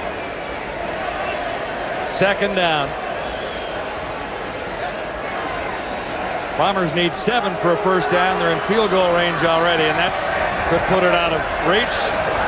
Charles Roberts escapes again. Finally caught from behind. That's Darnell Edwards, and who knows that he has been in a football game here this afternoon. A lot of credit there goes to Paul LaPolice, the offensive coordinator, Winnipeg Blue Bombers. He's got all the bullets in his gun, and now he's got his holsters on. Charles Roberts healthy. Mike Sellers back in the lineup. Moved Robert Gordon to the inside. Now all those bullets are flying now. And Kahari Jones back on track, playing with confidence. Yes, playing with confidence. I think is a good way to put it. What's LaPolice doing? He's athletic. He wants to go and take a look at exactly how far they are for the first down. It's a yard and a bit. He's measured it now. Now that's one of the most athletic offensive coordinators you can see move around there on the sideline. That's pretty good quickness. Moving laterally. never satisfied. Coaches never are. I mean, whether they got a huge lead and or they're behind, and it doesn't matter if it's the opening kickoff or the final gun, they're always concerned about their particular unit. And for Paul LaPolice, it's the offense. Troy Westwood lines up for a 30-yarder. He's 4 for 4. And a perfect John, night. It's right about now when that group of fans in the corner of the stadium that make the trip from Winnipeg, they start singing the song and playing in 11 of these Labor Day classics. This group over here start to sing a song that I used to hate. Can you hum us a few bars of it? Na na na na goodbye, something goodbye, like that. Yeah. And because there's so much intensity and excitement surrounding this game before the ball is even kicked off, I mean, the whole city is a giant party the entire weekend of fans pointing the finger, we're number one, you're number one. We couldn't walk out of the lobby without blue shirts coming, hey, talk about the Bombers now, and then the green guys over there, hey, talk about the Riders. The fans love to get into this battle, and Winnipeg Blue Bomber fans are having some fun right now, and will tonight, I guarantee you. Well, that's what it's all about. The football fans on the prairies. Here's Burris on first down. This is a rocket. Dominguez was the target, no catch. He was out of bounds. Kelly was covering there. Now, Charles Roberts might have slipped into the rushing lead in the CFL as a result of his performance here. Well, he just goes ahead of Mike Pringle, but remember, Mike Pringle plays tomorrow. Well, there was only 1 yard separating them. Pringle had a 1 yard advantage coming into this, so Roberts lays down the gauntlet. We'll see if Pringle responds in Calgary tomorrow afternoon. And you know, when the game's still got a minute to play, that's a sign right there that you have a comfortable lead. When the players are signing autographs for their fans? Your star receiver and your star running back are allowed to go over and sign a few autographs over by the home fans. 1:01 to go. Second down. Holmes made the catch and went down in a heap, well short of the first down. Blue Bombers did not overnight in Regina. They moved straight on to Moose Jaw, where they found a little more peace and quiet over there. So maybe that's a solution to the Blue Bombers' Labor Day problems here. You can bet they'll probably do that every year from here on in. So the healing waters of those famous spas of Moose Jaw might have had a little something to do with the Bombers' success here this afternoon.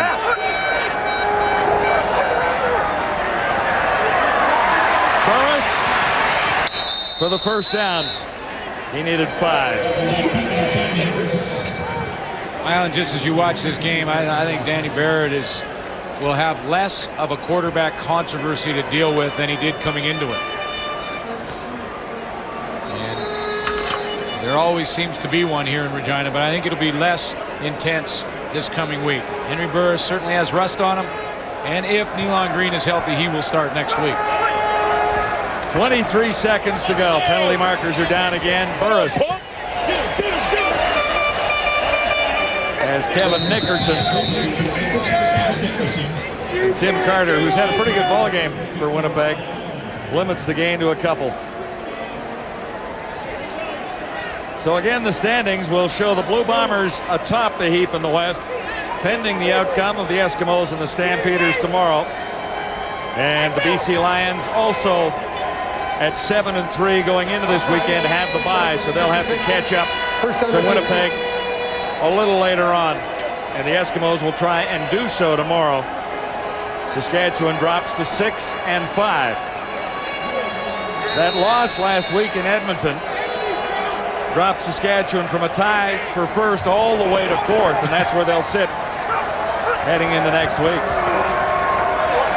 Well, and I'm John, certainly not. Jason French, another nice catch there, but I'm certainly not trying to find an excuse for the Saskatchewan Roughriders. They didn't play well enough to win this football game on both sides of the ball, but when the offense lost Travis Moore, they lost really maybe the key element in their offense in the passing game. Yeah, the Riders were already down when Moore went out of the game.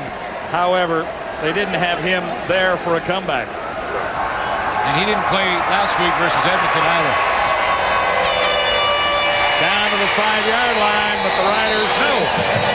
They rule it out of bounds. Zeros are on the clock, no flags anywhere on the field, and that is it for this Labor Day matchup between the green and white and the blue and gold. Well, they haven't won a bunch here in Taylor Field, but this one, a big one for the Bombers.